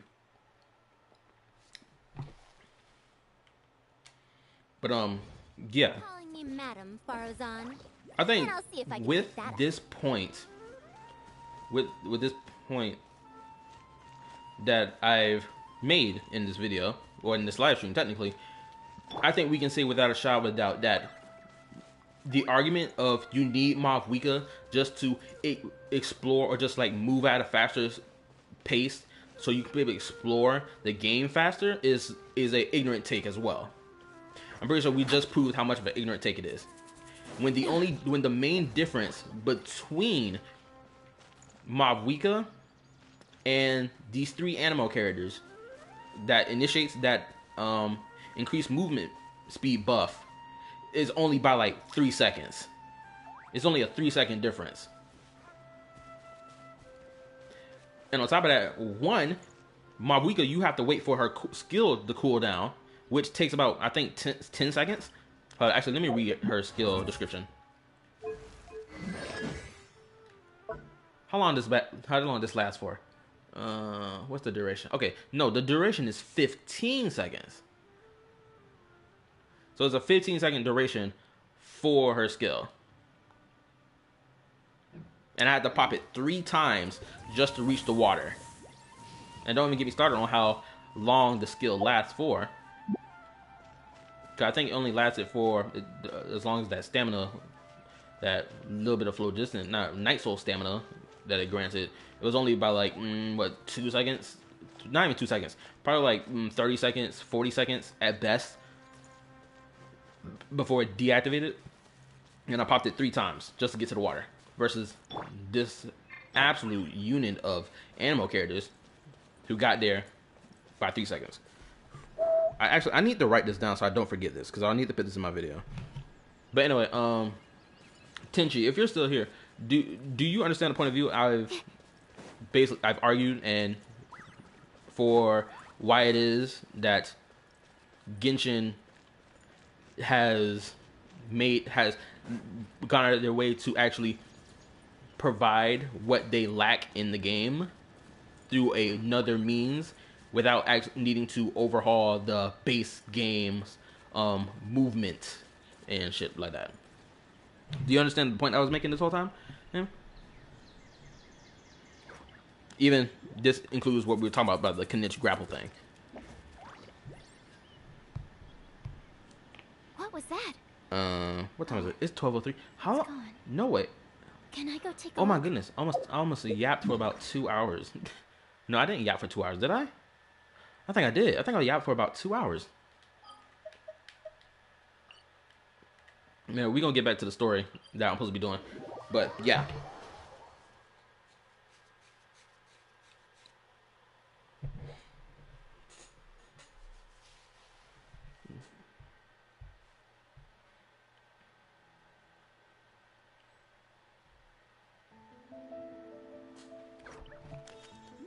Also, should I turn? No, the music's fine. It's 12:14 right now. I think it's a good spot to get back to the story and do a little bit more of it. Cause how much time do I have left for this event? I got about 5 days. Okay, technically 4. It's gonna be 4 days. I got about 4 days to finish this, which means probably tomorrow I have to stream Genshin again. So I mean, I have to stream Genshin today, Genshin tomorrow, and Zillus probably by 2 days, and then I probably play Wuwa on Saturday, depending on how I feel about it. Because I got I'm streaming 4 days a week instead of 3. Might stream Sunday, who knows? Yeah, I do. Yeah, I do think.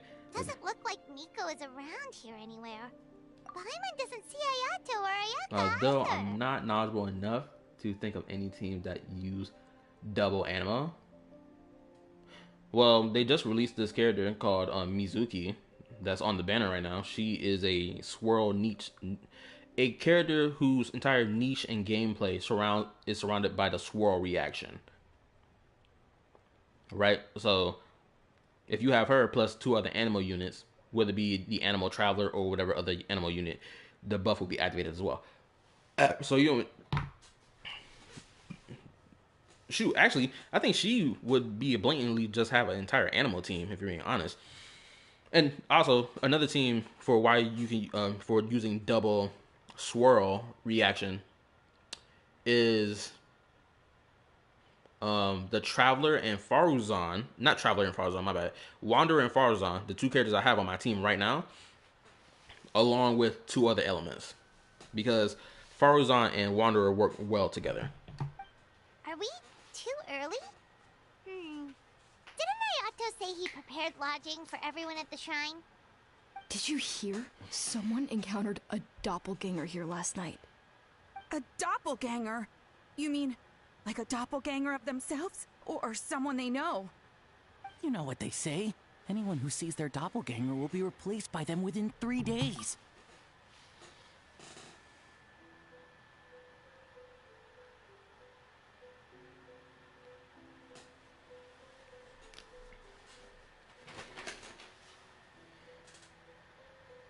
I still think for other things like crossing rivers or climbing, having characters with dedicated... Oops, my bad. That freaking notification blocked me from reading. Give me a second. With dedicated skills helps a lot. Of course, I disagree with this point because of what I mentioned before. For example, because granted, I'll just give the example again. And this is not what I'm like. This obviously you already know about the whole region specific exploration mechanics that exist that helps provide, assistance with traversing over water, rivers, or mountains with ease. But also because another reason why I disagree, because one, you'd have to, because if we all know this, Genshin does not give out a lot of rewards when it comes down to like exploring the open world. They don't give out a lot of primos. So imagine having to farm primos to get your hands on like a character like Knish or Wanderer, who have like these unique ways of like traversal in their combat, right? Waiting months on end for whenever they're gonna have a rerun, which most people don't know when that rerun is gonna happen, is already a problem in itself. Because like, okay, so now you either spend money or you wait to get your hands on those characters to explore. Meaning, And you'd have to think to yourself, are you really about to stop exploring in the game until you get those characters? Or are you just going to continue exploring in the game and make in my opinion, the more mature decision, which is, bro, just use what's in the game to your advantage. Because when you're playing a game that has exploration, why don't you just use the tools that's already in the game that provide and help you with said exploration? There is no need to pull for a character that has a traversal like mechanic in their skills or whatever. You get the point in a second. Ooh, I'm getting tongue tied. Rolling for someone based on their exploration mechanic is kind of weird, though. Exactly, which is the main point of my argument. What you just said.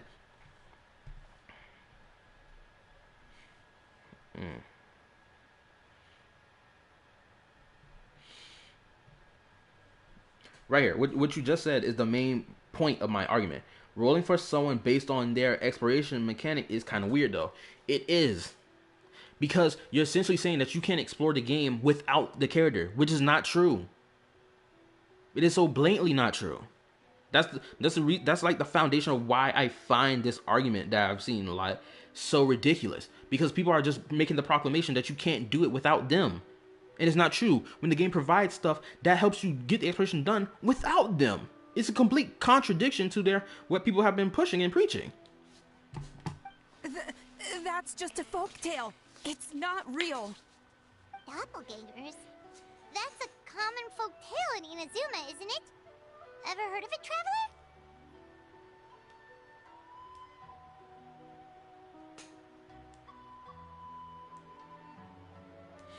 Oh, I guess I'll ask you this, Tenshi. I'd like to ask you this. Do you feel like I've argued in bad faith at all? Or if I've, like... what's the word I'm looking for? I guess talked down to you at any point in this conversation? The reason I ask is I'm curious. Because the whole point of the conversation, obviously, was for me to get my point across to you. And hopefully, with the conversation and the examples I just showed, hopefully, obviously, you understand what I'm saying. Or understood what I said. It's a pretty famous one, huh? A friend being replaced by a complete stranger? Also, the timing is a bit too coincidental, don't you think? Could it be related to what we saw last night?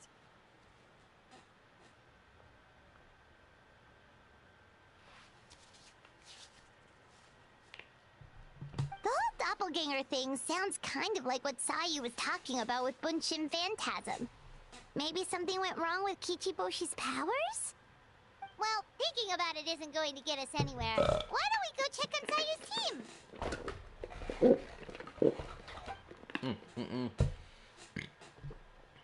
Huh? They're not here yet.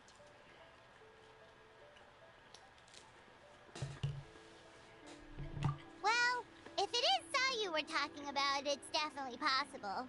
Oh, someone's coming. Weird. Is he here to work on the equipment? But he doesn't look like any of the workers we saw yesterday. And it doesn't seem like he's here for the games.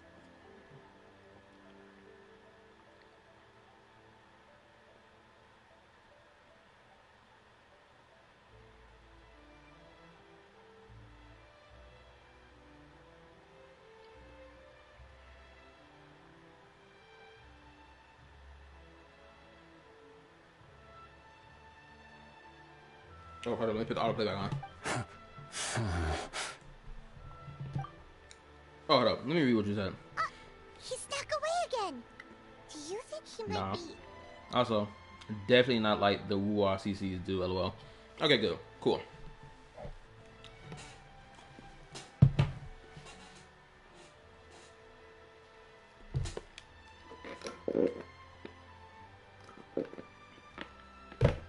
But anyway, yeah.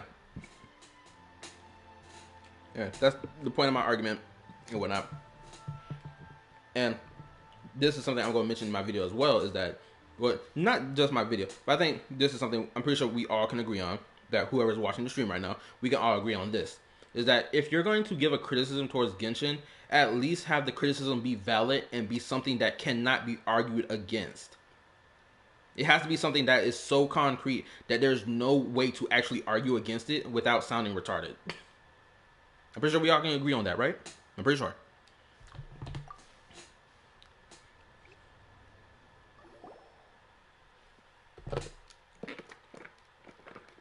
But I know this.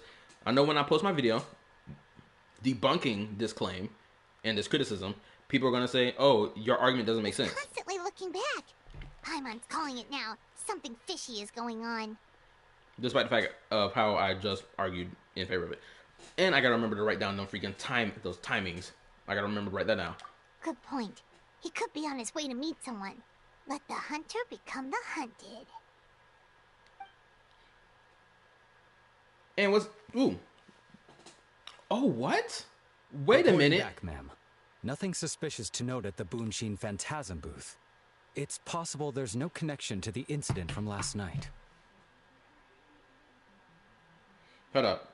This was okay, I like what they just did. They cut away into the next scene rather than forcing us to follow behind this NPC and make sure we don't get caught just to get to this next set of dialogue. Instead, we went straight into it.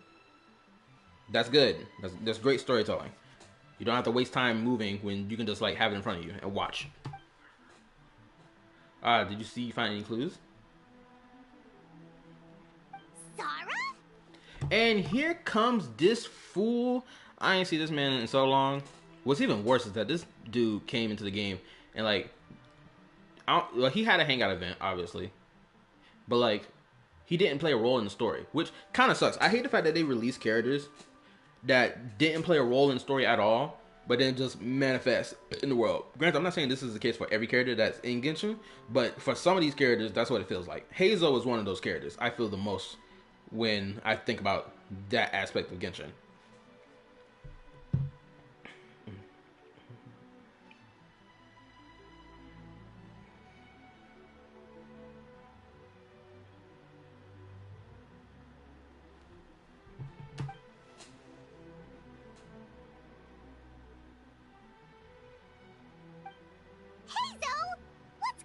Here.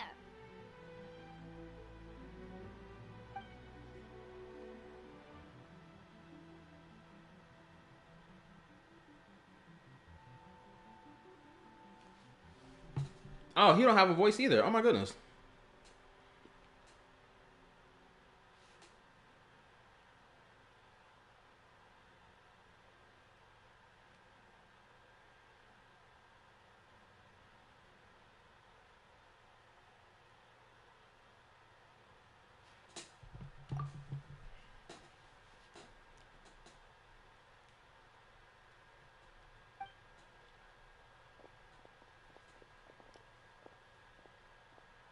Forgive me, ma'am. I have failed as a detective. I did not realize someone was on my tail.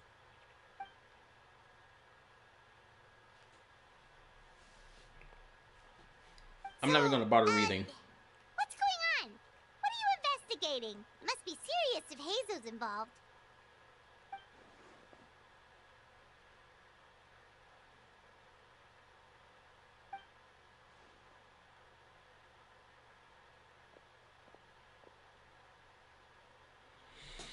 I'll probably let the stream go on till about 1:30, just so that I can have enough story content done. Enough of the story thing done.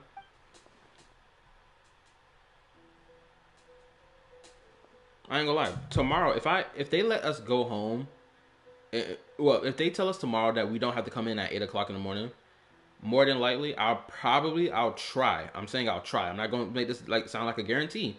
I will try to start the stream at, let's say, 9:30-ish, or even like 9 o'clock. Because before I used to stream at 9 o'clock and stream till 12, because then I have like 4 hours worth of stream.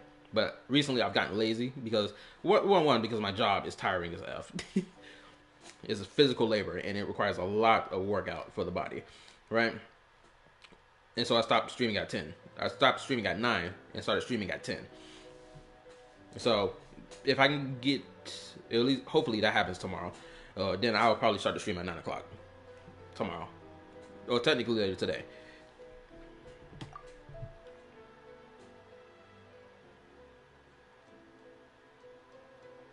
An astute observation, traveler. Tell him the truth.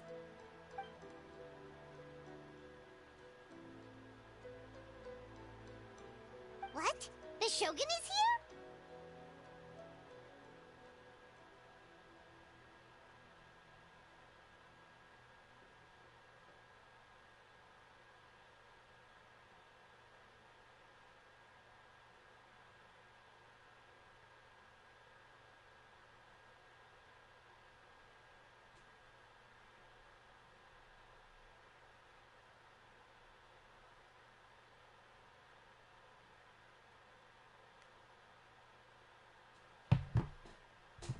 You recognized me with a single glance? Oh, there she go.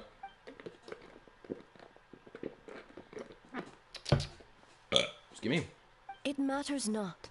I am certain the person standing before us is our friend, the traveler. His gaze, his presence, his mastery of several types of elemental energy. There is no mistake. And we need his help. I like how she eyeballed the traveler from top to bottom. I also find it very particular that she was aiming at his pants when she was gazing at him, as giving an example of why the traveler is a necessity for their operation they got going on here. They're like, oh, he got mastery over the elements. His gaze, his presence, aka his aura farming, and his absolute protagonist energy, mastering all types of elemental energy, and apparently his meat as well because she was aiming at it.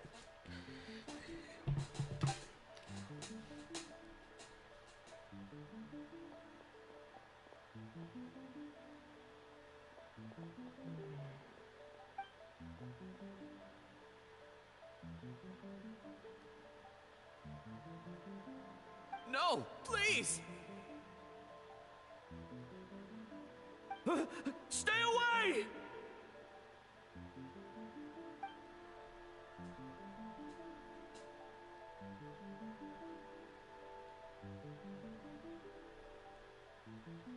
What?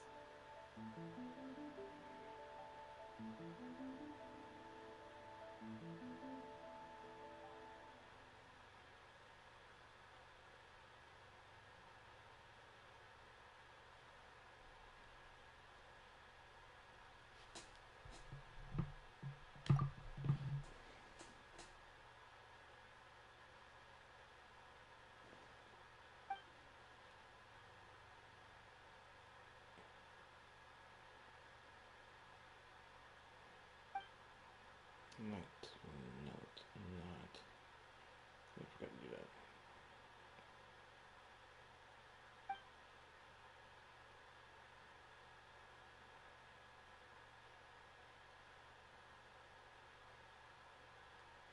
You're right. That's a big risk. The purpose of this festival is to bring humans and yokai together. We cannot allow the culprit to endanger anyone. Oh, also, for anyone watching right now, I like to ask, is anyone here easily offended by any chance? I'm just curious. Because more than likely, the answer should be no. It should be no, because I'm pretty sure everyone here got, like, thick skin. I'm just, the only reason I'm asking, because, one, I'm curious, and two, because I'm having a conversation.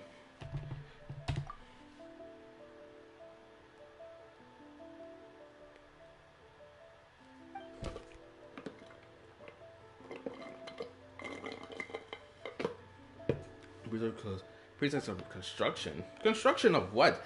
Y'all niggas don't construct roads. Granted, roads are kind of paved into the ground. Fortunately, no one else has been harmed.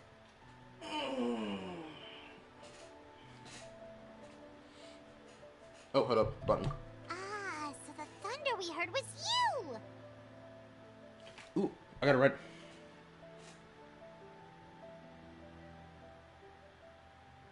On the contrary, it was my decision.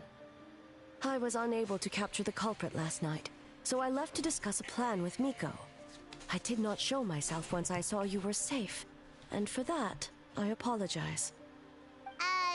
Speaking of Miko, where is she? She is investigating the trace of yokai power found at the scene. Though it fades in and out, it never strays from Mount Yogo.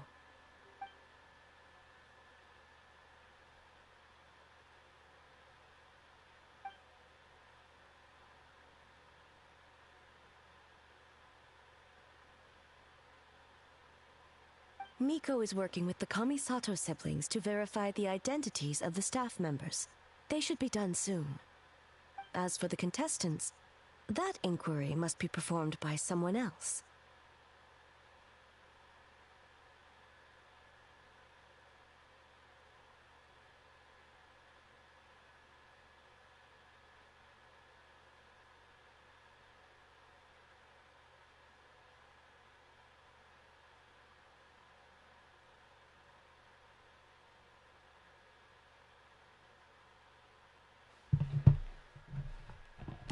The Tenryou Commission is too conspicuous.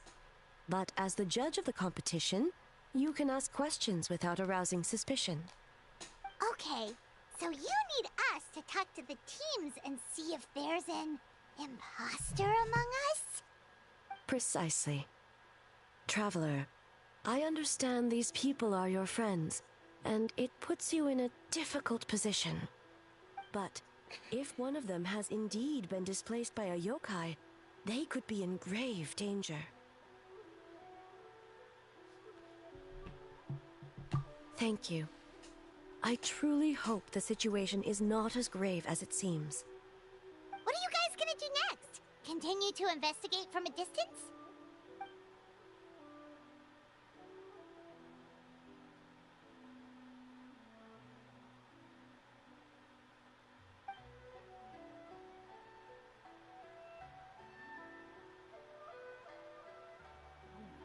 Worry not. Miko and I discussed that issue. She claims to have a plan. The preparations are underway as we speak. One of her genius plans, huh?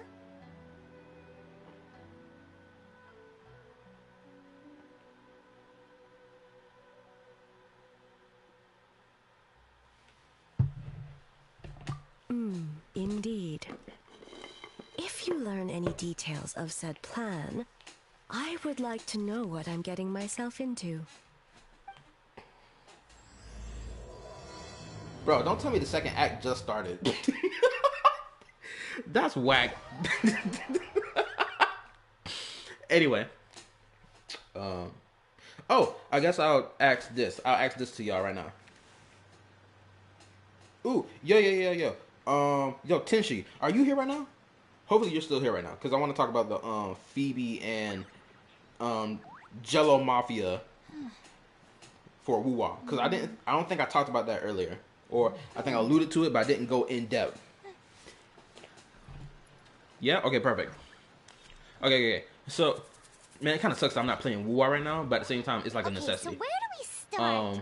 We need to ask so questions to figure out for if there's Phoebe, an right? imposter, For Phoebe, she but got that broomstick can't arouse thing, suspicion. right? Oh, looks like Can't Science team is really. already here. Look. Well, I'm guess we'll calling just her play it by Mafia ear. Jello until otherwise, because she's supposed to be a mafia boss, and she got gelatin, or she got the you know what I'm talking about, not gelatin, but the freaking jellyfish. That's what I'm calling her that. And that's gonna be her name from now on around here. I'm calling her Mafia Jello. I would not refer to her by her actual name. The same thing with the Green Dragon Sorcerer.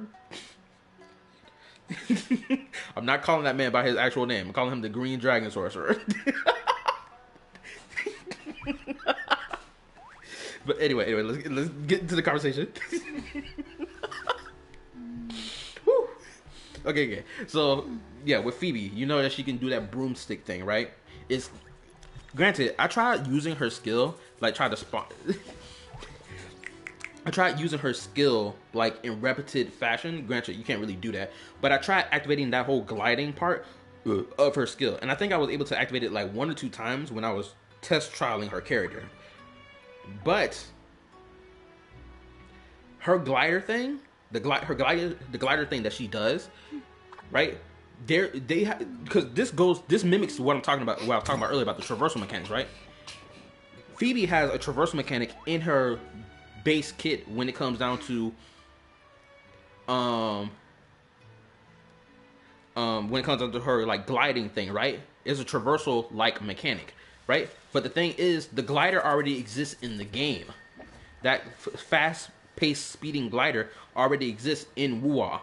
Even if it's region locked, it still exists in the game, I right? haven't been out in a while. So, and not only that, if they make the gliding mechanic that they have in Renacida something that is across the board, from Jinzhou all the way to wherever the next region is in, gonna be in Wuwa, right? You still have the option, because the whole point of the argument that I was making is that, is it true that Genshin gives players an option or gives them like a way to handle what the game lacks? And the answer is it does. Even with Wuwa, what they did with Phoebe, they have a glider in the game. They have 2 gliders in the game. The base glider, right? And then they have the other glider, which actually you can actually technically fly around with. And you can do the same thing, somewhat a mixture of both with Phoebe. But you don't need to pull for Phoebe to use that glider. Or any of the gliders. Because you can just use what's already in the game. This is the same paralleling of my argument. With Wuwa, it's the same thing. And now, homegirl called Jello Mafia. Yeah, Jello Mafia. The name is pretty fire. I'm going to make sure I call her that when her character comes out. Call her Jello Mafia. Jello Mafia, she has a whole mechanic, traversal mechanic in swimming. Because she swims through the water faster. And I got a glimpse of what you posted in the server, I guess the other day, of how her swimming thing looks.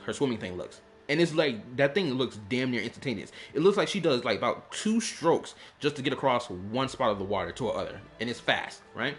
In Renacida, they already have like, what, the echo boat thing that you can ride up the water with and get across the water with, right? It's already in the game. And it existed before she did. And if they make the whole echo boat thing be something that's in the game moving forward, not just in Renacida, but in every other location in the game as well, then boom, you have another instance of the character has a traversal mechanic, but the traversal mechanic is not just limited to them, it's also in the game, right? Because again, that goes back to the whole point of my argument. Because I stand on business when I do stand on business about this. This is something I stand on with my full belief, that if the game itself does not have something comparable to what the character can do in their base kit, then there is an issue. But if the game itself provides something that is a permanent thing in the game that all players can use without being forced to spend money for a character, then we are sitting in a good position. We're in a good spot.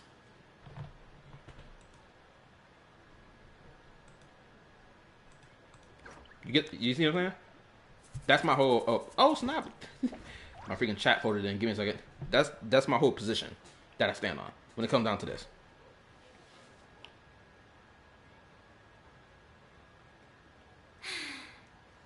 I haven't been out in a while. I gotta fix my chat. Give me a second.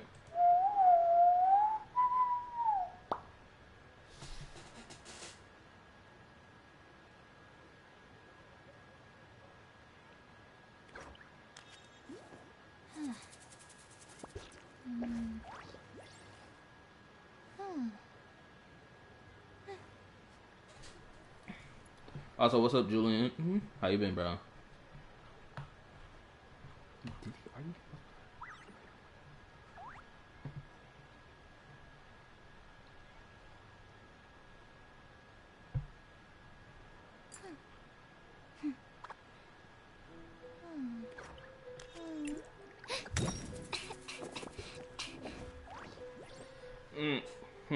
Should I say look a lot? Okay, most is not locked to certain characters.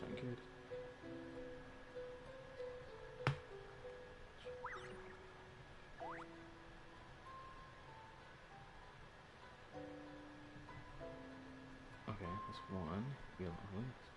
I just need a moment to quickly take down some notes. Trip made a good point earlier. I need to add Arlecchino to my list of characters who have like movement. Wait, hold up. I'm doing the new HSR story. I need to turn on my PS5 and let that update right now. I am so glad you mentioned that. I need to do that right now. Give me a second. I completely forgot about it.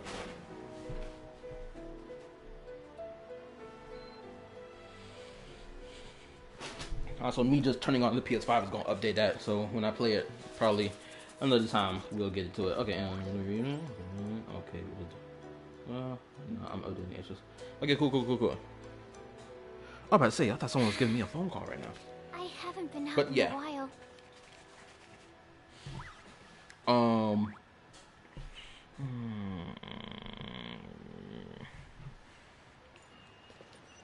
But anyway, I forgot to say this. I hope you're having a good day, Julian, or you had a good day yesterday, because today is technically tomorrow.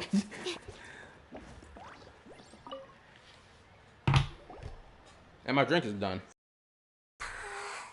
So tired. I don't feel rested at all. How come you two have so much energy? Didn't you stay up even later than me? Weak.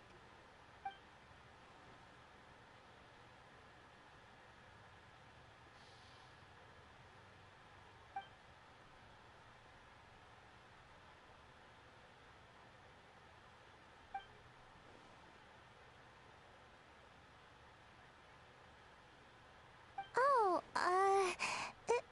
it's okay.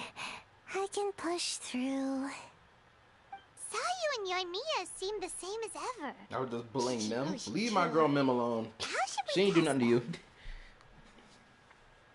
Oh, also, yo, I gotta ask Boo Hill fan and you Joshua not Joshua, Julian.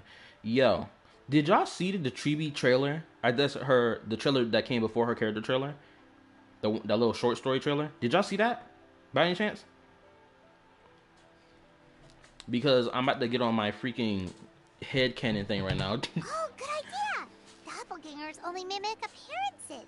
They wouldn't know about someone's past. Let's give it a try.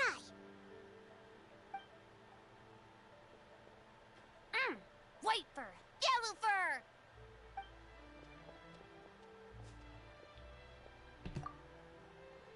Also, I'm going to argue that Genshin storytelling isn't as bad as Star Rail's. I think I'm gonna make a video talking about that too. Yeah, people gonna call me a Hoyo show with my videos. I promise you they will. Cause, bro, we just had like 5 different camera angle changes within the course of like a couple of pieces of conversation going back and forth between these characters. Versus Star Rail. Star Rail, the characters will be stuck on each other for more than 5 minutes, having a back and forth with no camera angle change. Or less camera angle changes. That's more accurate to say. I watched someone react to it. Okay, cool. So I'm about to get on my head top right now because the Genshin / Star Rail theory videos gonna go stupid. I got a glimpse of what Chibi had in her little character demo trailer. Not the one where they actually show off her character, but the other one where they like give a little 2D art of her. I guess one of those two had it. I didn't watch either one because I found this clip because Mr. Pokey reacted to it and he noticed the comparison because there's an animation of Chibi walking across a platform that's building itself in front of her as it moves forward, and there's a whole bunch of pillars in the background that's sticking up in the sky, and there's also a handful of doors that look like the exact same doors that appear when you activate Genshin, or when you activate the Genshin app when you get ready to play it, and you know how you activate it and you're logging in and it's loading up. There's a bridge building in front of you with so many pillars in the air sticking up from the ground up, clouds everywhere. Do you see certain doorways from here and there?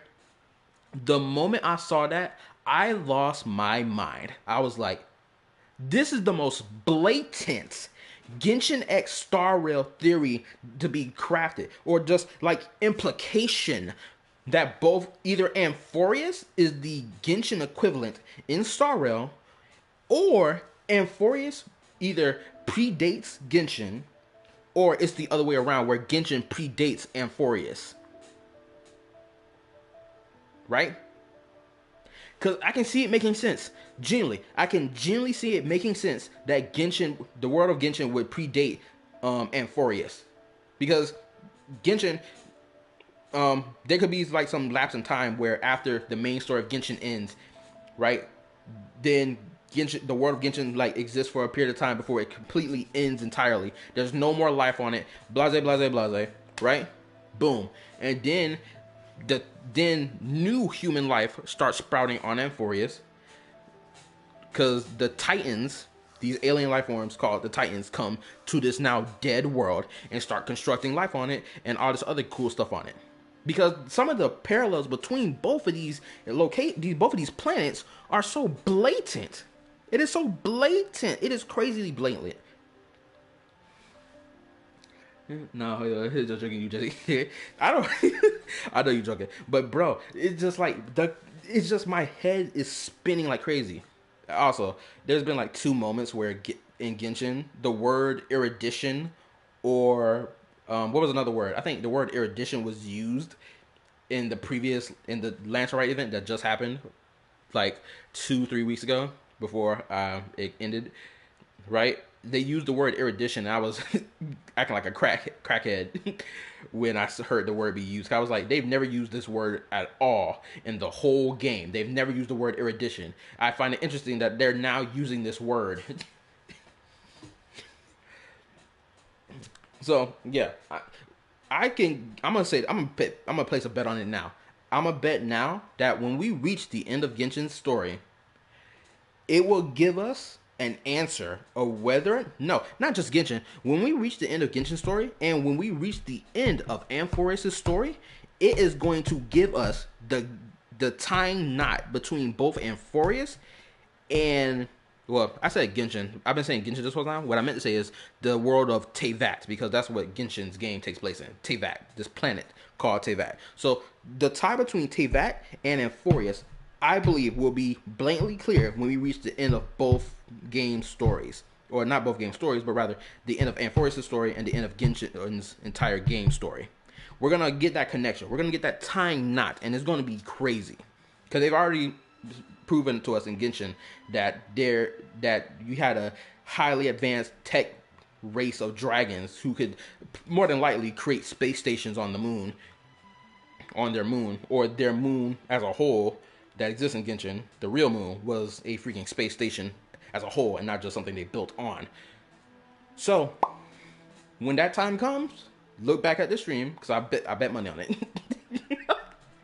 Okay, that's enough of my headcanon rant. Because it was just something I noticed, and it was just like, it was crazy. Anyway, let's continue. Yeah, well, the Traveler's judging this thing, so we can't slack off, right?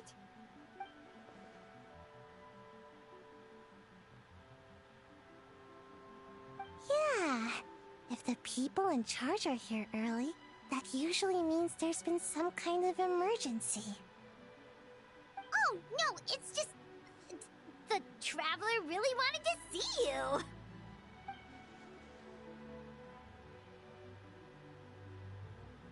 Look at that, that's a change in expression. I didn't hear anything you said because I was in battle. That's fine. Well, it's your game! Playing your game yesterday? Brought up a whole bunch of old memories. So we wanted to come early to reminisce about old times. You know, because you might be busy later and stuff. I ain't gonna lie, I find it cute when Paimon has moments like this where she's sitting here, you know, stuttering when she's yapping, trying to cover something up. I always find moments like this cute. White fur acting super strange.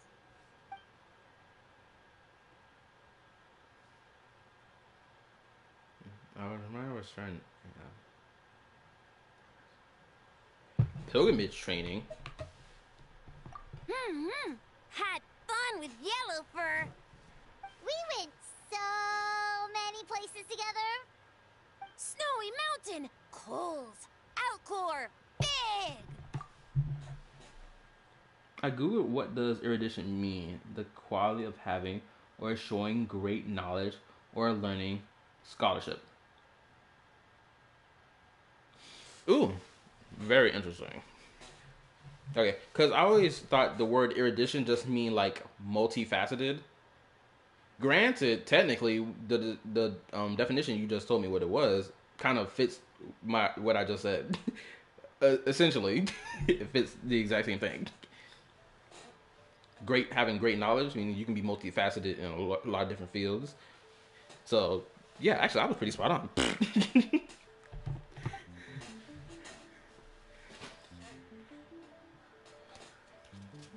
Orange fur come with next time? Ooh, the bathroom feel like it's calling my name right now. I ain't gonna lie. Would we have to walk there?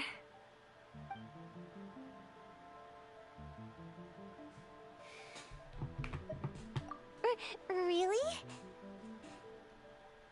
As long as Storm not mad.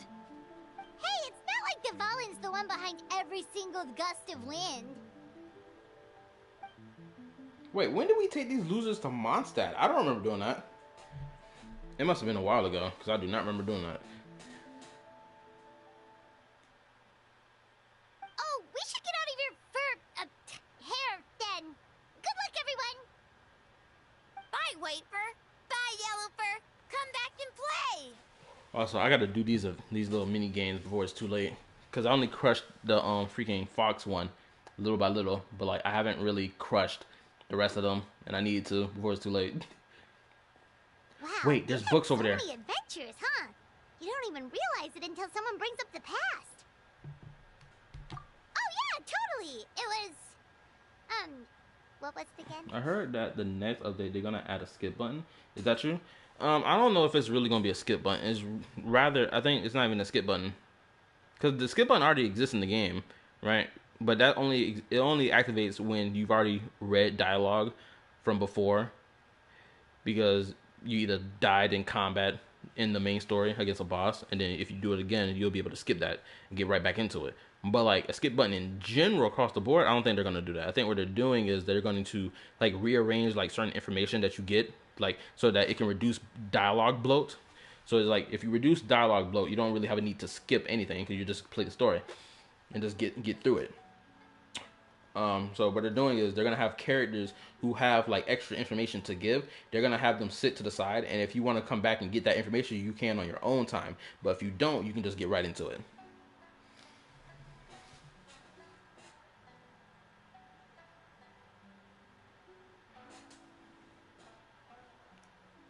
Oh, also, Julian, I would like to ask you a favor. If you're playing the story for Star Rail right now, or once it finishes updating, can you give me an estimate for how long you played it for? Because I'm gonna need to know how long Amphorius's 3.1 story is, because the first one was 10 hours long.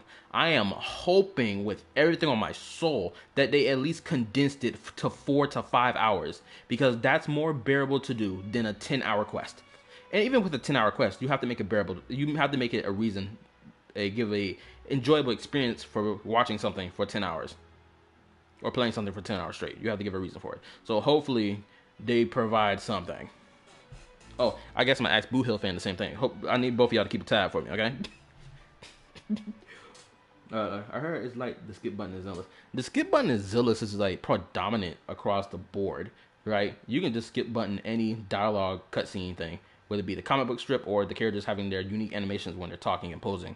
But outside of those two, you can't really skip like dialogue if you're like running around in the open world or the closed open world. You can't really skip.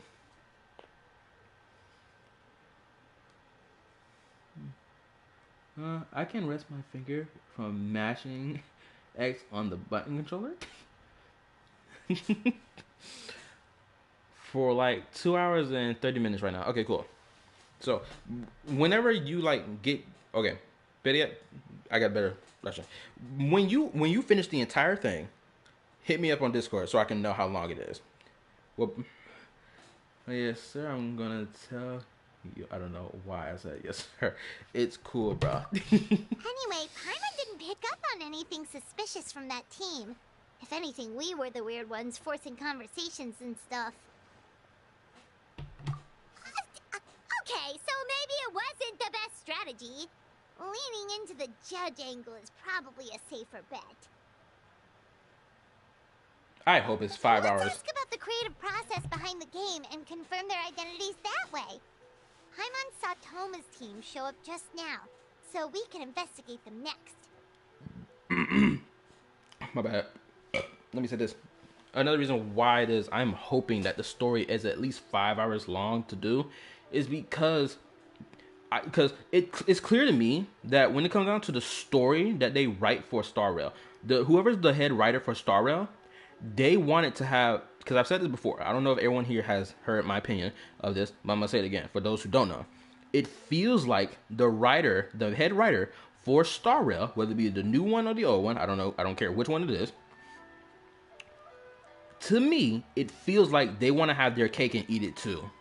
They want to have it their way or the highway. That's what it feels like to me. Because that's the reason for why they don't have a skip button for just the entire story overall, like in Zenless, where you can just skip most of the shit, right? And because of the fact that the story is like 10 hours long. At least for a 3.0 and 4 years, it's 10 hours long. And we don't even know how long the second one going to be. And also, I hate the fact that they don't tell the player base how long the story quest is going to be for. Instead, it is like, oh, you'll find out. And it's like, no, tell us. Because y'all love to write long stories. Long 10-hour quest stories.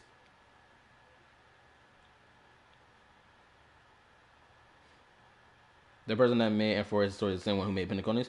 Yeah, I've heard about that. I'm pretty sure this is the same dude who came from writing from Honkai Impact 3rd as well. And a lot of people are like, oh, the story's going to be way better written now because he's here.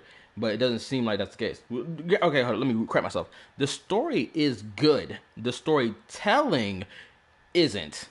I forgot to make that distinction. It's the storytelling that isn't. They need to do better with their storytelling.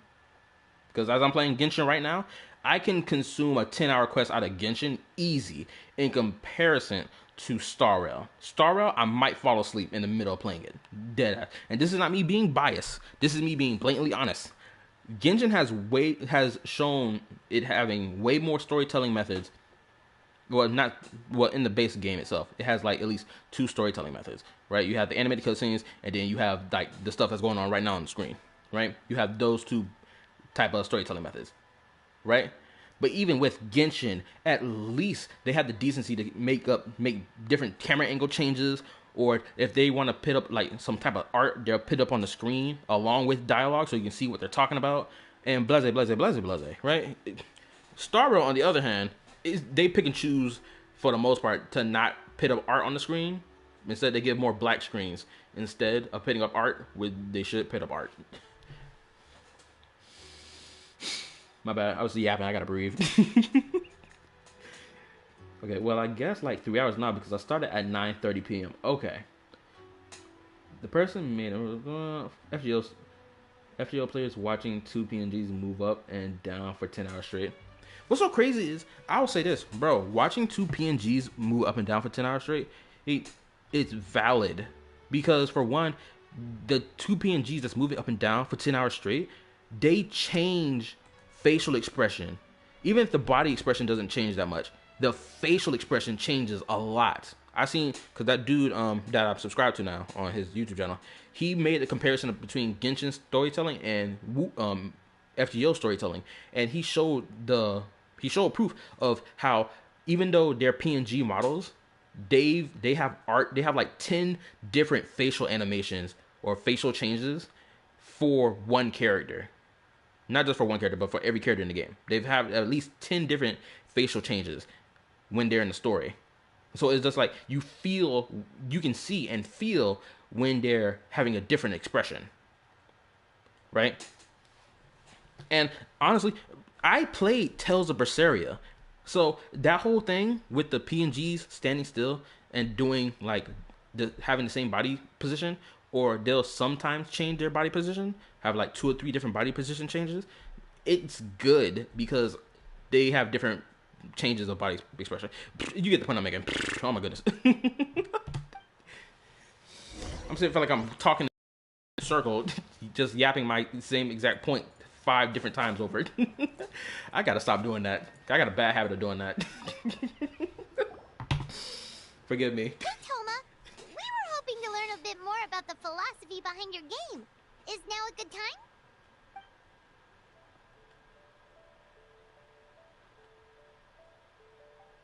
Feel a soft beat? Whew. Oh,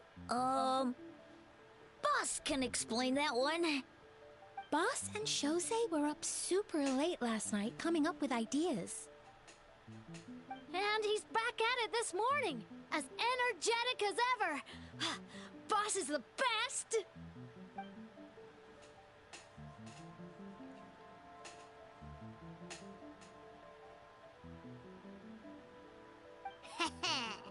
time for an interview. No, she put that dumb glasses on her face. Oh my goodness. Oh my goodness. Paimon's such a goofball sometimes. And sometimes it's lovable, I ain't gonna lie.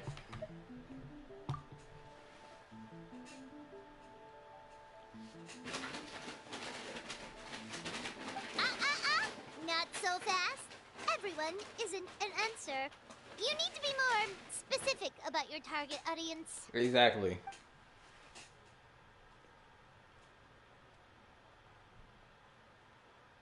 Makes sense. Kids need a little exercise here and there. Oh, Boo Hill fan. Okay, so I'll explain to you. Paimon got this back in Fontaine. Because we had a whole... Fontaine's entire story revolved around, like, trials in court and receiving your verdict and stuff like that. So, Paimon, she bought this stupid glasses and mustache thing. So, anytime we were doing, like, a court-related case, she would put this on because I guess it makes her feel smarter or helps her get into character. One of those two things.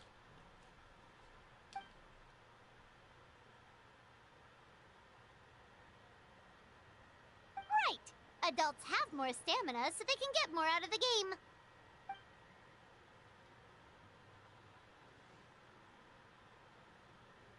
Older adults. Exercise is important for healthy aging, but something feels off about this. Hold up, I gotta deal with my dog. My dog over here crying at my door, acting like I didn't take his ass for a walk 2 hours ago. BRB, let me handle this.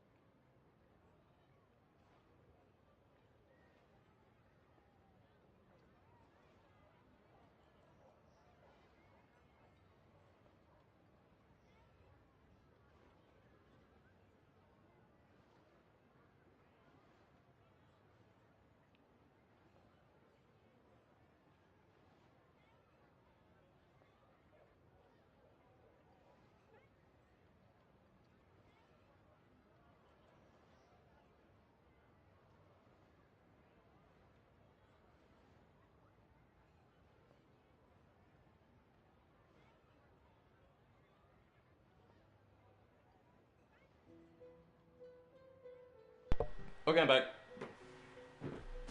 My apologies.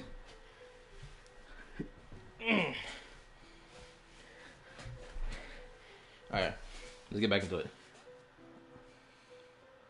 Let's say I also looking for chess too, so it might take me longer than you, Kala, when you do the story. Just saying. No problem. Okay. Whew. Now let's get into it. Actually, I gotta plug my laptop out before it dies on me.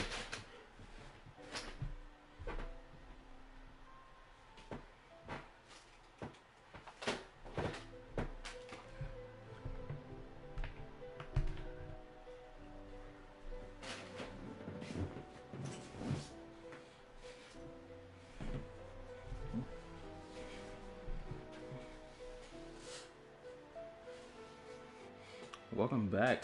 Yep. The culture. Wait, what? Yep, the Calliard? Oh my goodness.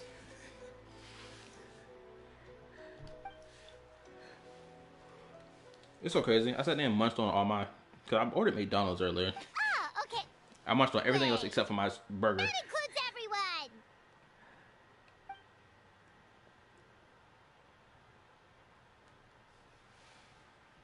But not for Eoroy.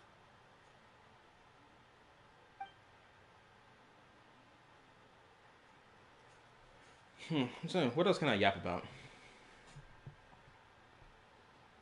I don't think I have anything else to yap about. I think I've vented out everything I need to vent out.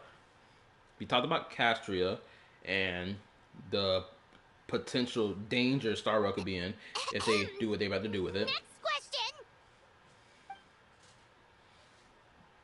They could...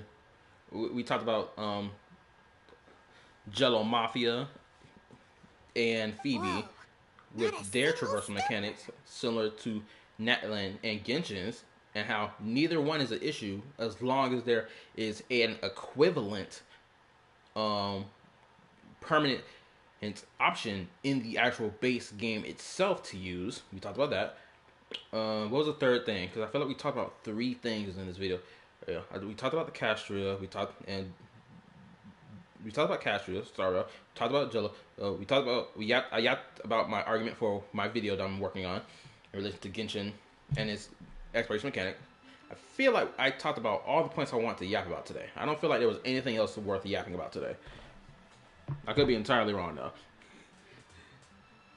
I just swapped Yap and Kala, and I came up with the Calliard. I got you.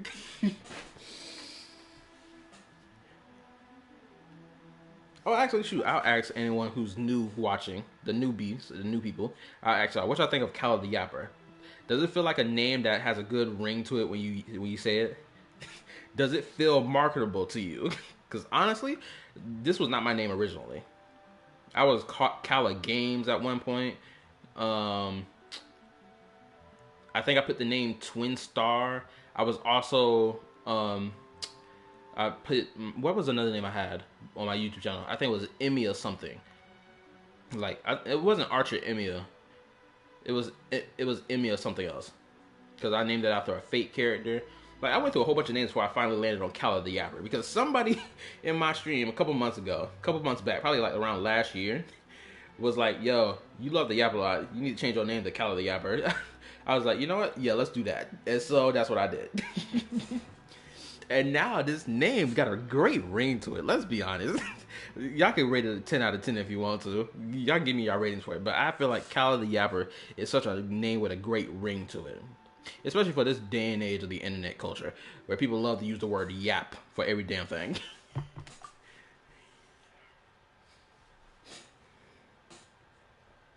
I guess so. Funny. Yes, Boss Toma.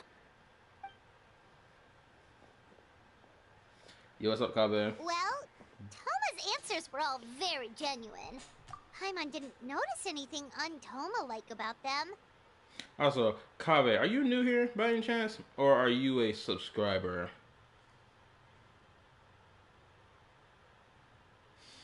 Or are you a bot? Look, I've been extremely suspicious about every account that's popped up on my channel. Like the account that just popped up probably an hour ago. Homeboy was asking me about like if I needed like stuff related to like digital art and whatnot. Granted, I declined it. And what's so crazy is Red Thunder King told me that in the past when he was making his YouTube account, when he was on his YouTube grind for real, before he had 1,000 subscribers, he was getting a lot of offers from people. Asking, hey, do you need help with digital art stuff and this, that, and the third? So I finally experienced that for the first time. Yes, I'm new here. Okay, perfect. Excuse me. If you want to hit the sub button, you can. I stream Genshin, Star Rail, Zenless, and Wuwa. This week on the schedule of streaming is going to be obviously Genshin and Zenless because there's events I got to get done before it's too late. And then we'll see what happens on the weekend. I'm thinking about streaming Woo on the weekend, possibly. And I'm doing dandy. It's freaking 1:13 a.m. in the morning where I live. And I'm going to be ending the stream at 1:30.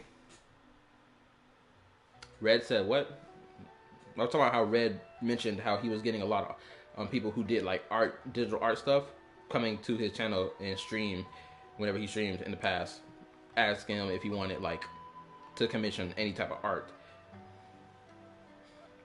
That's what I was talking about, Julian. Plus, he was with Shosei until late last night. If you think about when we saw the nightmare creature, the timing doesn't match up. Hozo and his two friends were together the whole time, too. They would have noticed if someone was acting weird. Oh, also, Kave, I got a question to ask you this, if you're still watching the stream right now. Do you have any criticisms or points of, like, irritation about Genshin, whether Star Rail, Zenless, or Wuwa, by any chance? The reason I ask because I invite those points of view to this channel because I want to make content and related to that for this channel. Because I love having yap sessions and having back and forths with people. Yes, I see that a lot in a lot of live stream people. Also a friend of mine on Discord and say something about art.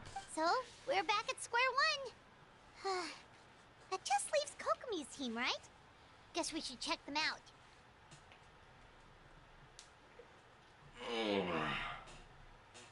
Man, I gotta stretch.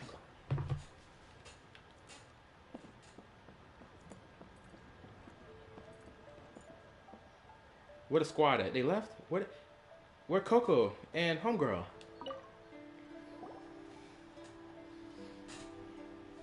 Huh?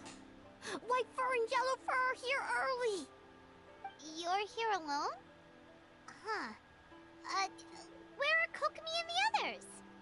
Don't know about Great Yokai, but Soul Lady is behind you. Soul Lady? Oh, as in Soul of the Deep. Okay. Wait, did you say behind us?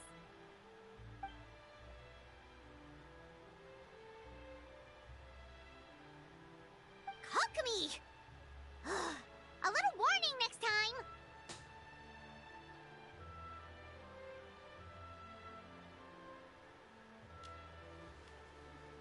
By the way, I'm top for Kave Mini and like Ash Guy System. Let's go. Shoot, that just reminded me. My Kave is not built at all. I got that nigga freaking a whole 2 years ago at this point, technically. Hey, I've hardly used him at all. I actually need to build him up, honestly. But I'm only gonna do that once Genshin freaking revises their way that they let players grind in this game for talent books and ascension materials. Only when they change that will I actually go all in deep and start working on all my characters. Granted, most of them for the most part are decent and they get the job done, so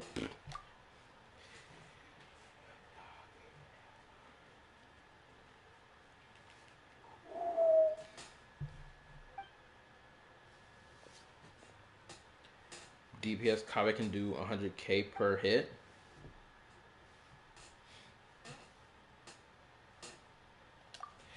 I asked this question, is that with artifacts that are perfect, with perfect stats and everything? Or is that with artifacts that don't have perfect stats? Because more than likely it's the former and not the latter to achieve that. Energy? Oh! The numbers you write in your diary! In a tree? Dry berry?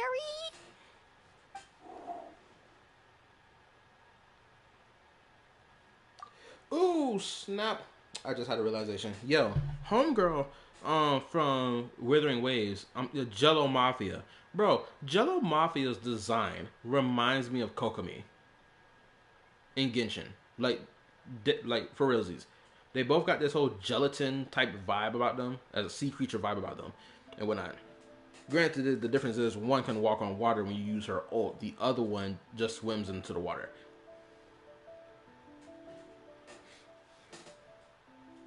Oh, sorry. man, the bathroom calling my name right now. I mean, with 4-star character and Ito weapon. Really?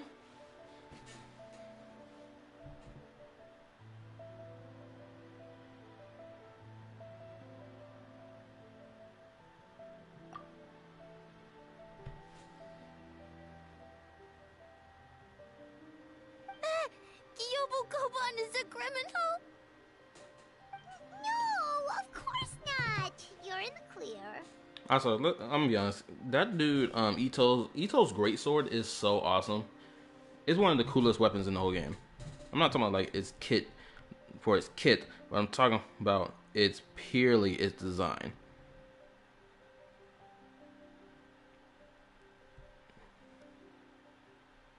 Oh man, Treeby just released. Ooh. Yeah, I'm gonna save pulling for Treeby in Star Rail for probably Saturday or Sunday. That's what I'm gonna do. In the clear. Is good? Good. What about Mizuki? Where did she go?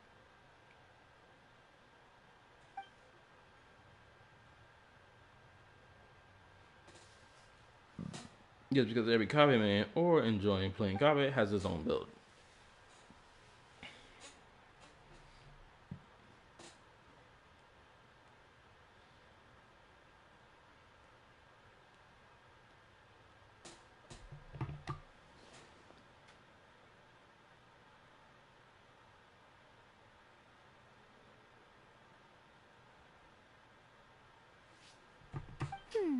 Something tells me a certain someone is missing me. Huh? Miko and Mizuki. Hello, traveler. Paimon. Homegirl looks like she don't get no type of sleep. Also, there's something interesting about her face that is very, I don't know what it is, unique. There's something unique about her face when I look at her. In comparison to the Miko, something different. There's this difference between their faces that I'm only now realizing. Maybe as they went about designing it. That's probably what it is.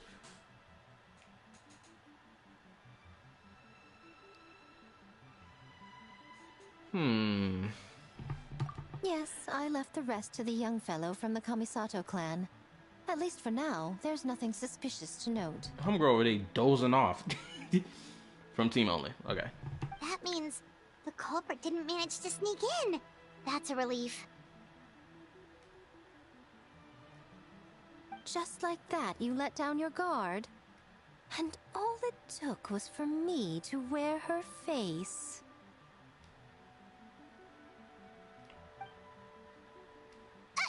The culprit? It's you!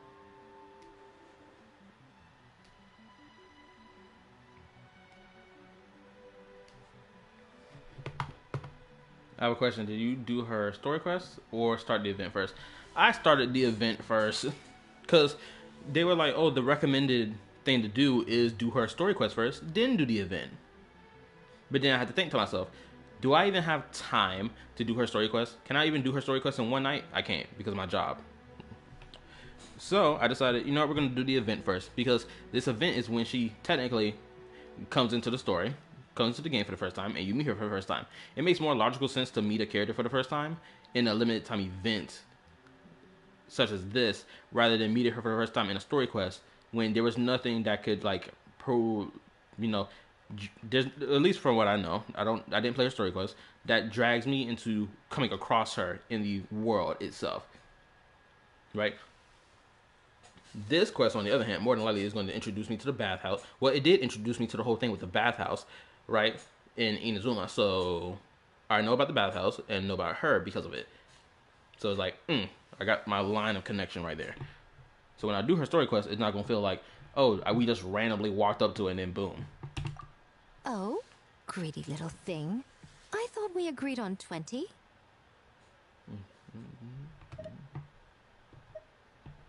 Oh, it's getting harder and harder to tease you, traveler. I got something you stop can with the tease. teasing then? Even I'm reaching my limit. Ooh. Yo, I mess with this. I love the fact that Mitsuki's like, bro, cut the nonsense out. This is so whack. Yes, someone who can deal, another character who can deal with Miku's BS. Because you're gonna get confused in her story quest. What do you mean by that? Also, try explaining what you mean by that without spoiling her story quest for me, okay? 500 years and you're still not used to it? Sounds like you need more practice. Okay, so they used to know each other At like least that. spare me for the day. I can't take the mental torment right now. I'm running on fumes. So what did you do last night? Wait a minute. Why do I feel like Mizuki's body proportion feels unique when I'm looking at her? It feels unique. I don't know what it is. Investigated the Shogunate officials' nightmares. Analyzed the traces of yokai power around Mount Yogo. Oh, and worked on some new game stages, of course. All in one night? Well, I didn't want someone to ruin the Mikawa Flower Festival. But I also wanted to do my best for my part of the festival. Besides, I've talked to many patients who worked multiple jobs just to make ends meet. Compared to that, complaining about one night of hard work is a little unreasonable, don't you think? She is Baku. I hope whatever that is not a spoiler. Because something I don't appreciate that I see happens in the gacha community is that people will spoil story related stuff, and I just don't mess with that. That's just me personally, because like if I'm going to play a story, I want to immerse myself in it, and I don't want information about it being spoiled. So I'm hoping that what you just said is not a spoiler. And if it's something that's already been mentioned in this limited time event quest that I've started already, and I'm on Act 2 of the entire thing, then I will accept that what you just said is not a spoiler.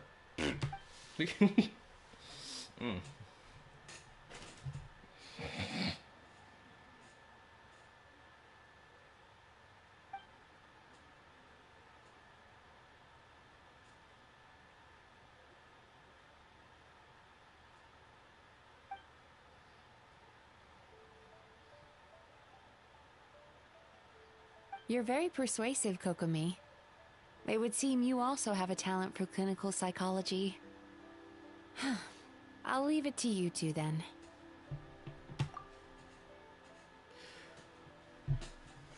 No, I mean her story quest is before the event. Okay, cool. Sweet dreams.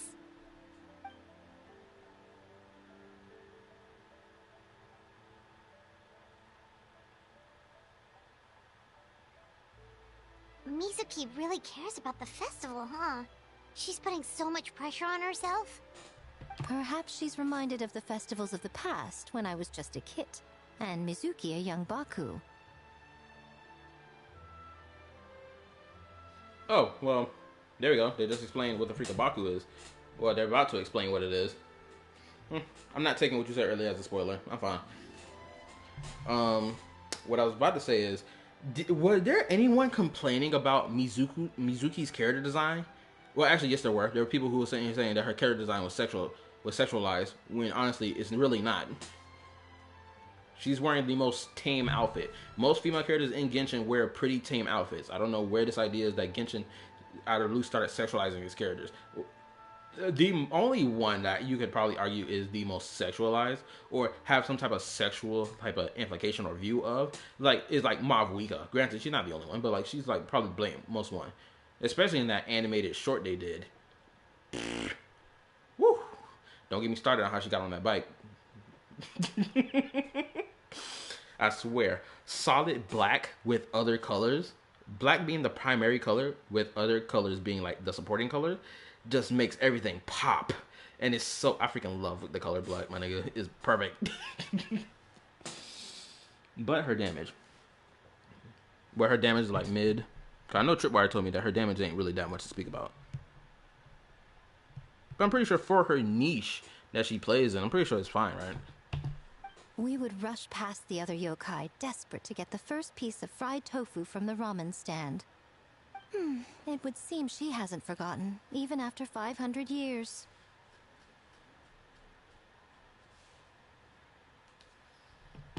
know, there's something to be said for knowing when to keep your mouth shut, little one. Well, enough about the past. We must focus on the matter at hand.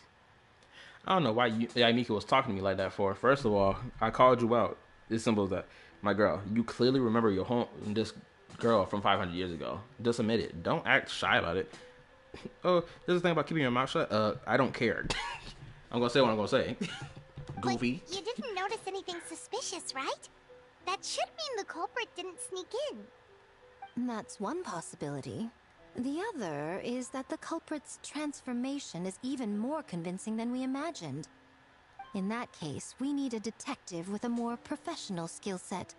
Or we need to find a way to provoke them and get their facade to crack. But that sounds dangerous. If the culprit is deep in disguise, a slight provocation won't completely expose them.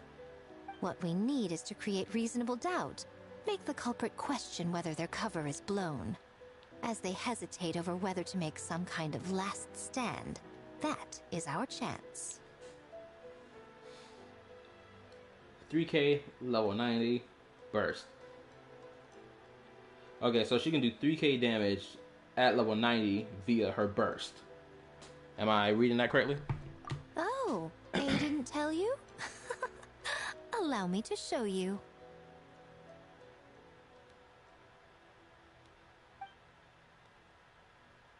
Ladies and gentlemen, sideswipe was awesome. On behalf of the Mikawa Flower Festival, it is my honor to announce an esteemed guest from Tenshukaku has agreed to take part in this year's festival. Please welcome Her Excellency, the Almighty Narukami Ogosho, God of Thunder.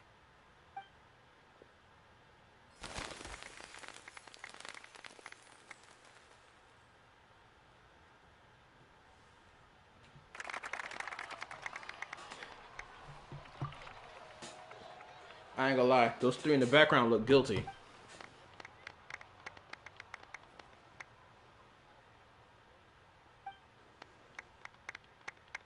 So this was your plan, Miko? Well, not bad, right? I'm so glad I got both of these characters. Just so I can goon over them respectfully. Obviously, respectfully, of course. Let me read. Yes, because that no one wishing on her banner.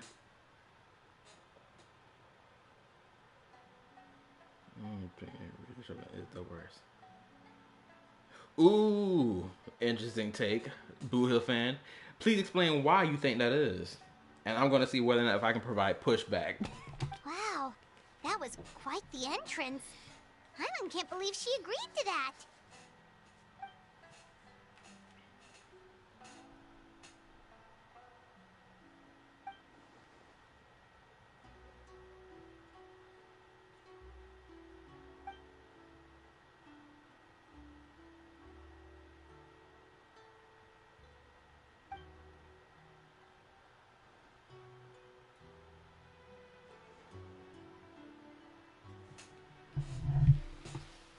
Her design and her voice? I hard disagree. The reason I disagree is because the design choice of A in Genshin is completely different from Mei from Impact 3rd. They're supposed to have different styles of dress. One is like half techno, half mystical. Granted, Raiden A, her soul resides in a sword that she put inside a mechanical puppet, which is the very thing that walks around and talks a lot. So it's like you don't really notice which one you're talking to. You're either talking to A or you're talking to the puppet. So it's like you got that same vibe going on even here. But like it's not blatantly obvious that Raiden Shogun is a puppet until you learn about it in the story.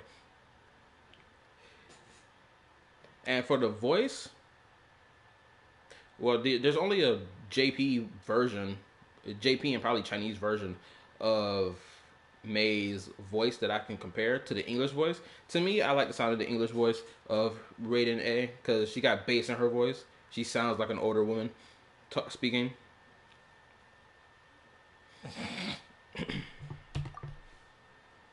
Not that there's anything wrong with the fact that if she had a higher pitched voice, but I'm just saying, from the way that she looks like a character who needs to have a bass in her voice when she speaks. Not high pitch. Why didn't you clue us in earlier? We wasted all that time asking pointless questions. Hopefully I'll be able to get out of this stream because it's already 12. No, it's 1:33. I'm not trying to stay here till 2 o'clock. Ah.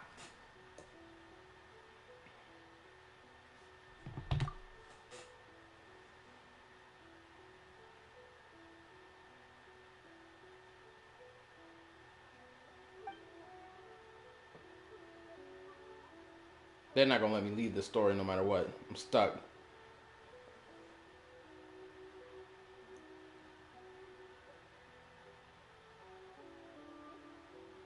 Oh, I like that they're fast pacing these little moments so we don't have to waste time on them.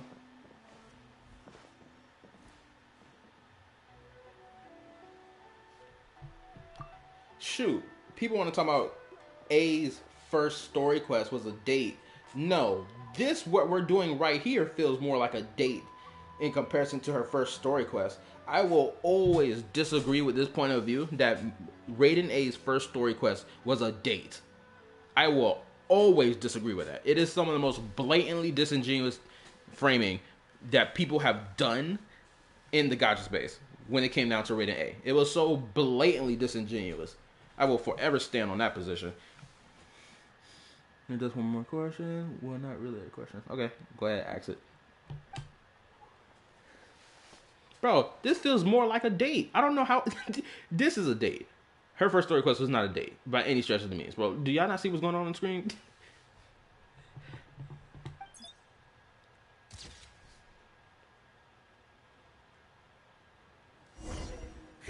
Another day of hard work. Where did the time go? Huh? When did A get ahead of us? Let's catch up.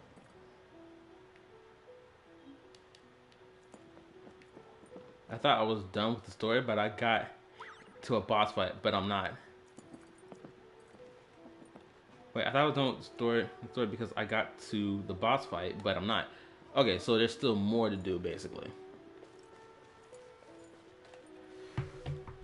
Ooh, also, I need to search up, because I don't know.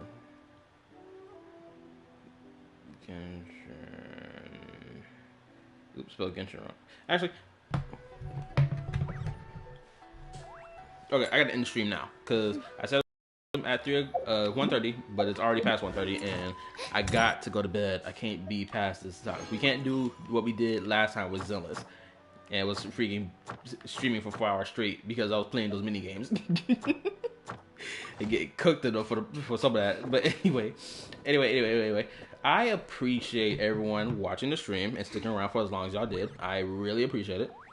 It shows that y'all enjoy me yapping for 2 to 3 hours long. What's another thing? Yeah, make sure you hit the sub button if you're new, if you want to stick around for the content. Got a new video. I'm in the process of still cooking up in the kitchen, you feel me? It's gonna be a nice and delicious dish when I finally finish it and make a good thumbnail for it. Just need a moment to quickly Tomorrow, take down some or notes. technically later today, when I stream again, I'll stream Genshin again to finish out this event stuff. And then Thursday and Friday will more than likely be Zenless.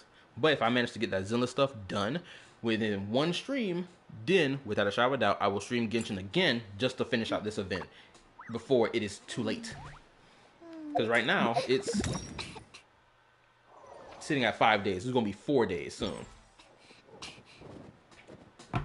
And if I decide to change up my entire schedule and just binge Genshin throughout the entire week, I'll just do that just to get this event done before it's too late. Yeah. Also, I'll be making my my YouTube Discord server in the description of my videos from now on. But I'll do that later. I won't do that now. So appreciate y'all watching. Thank you. Like, subscribe, all that good dandy stuff. Share. And I'll see y'all later. Peace. Good night. Now where this button at? Okay. Bye.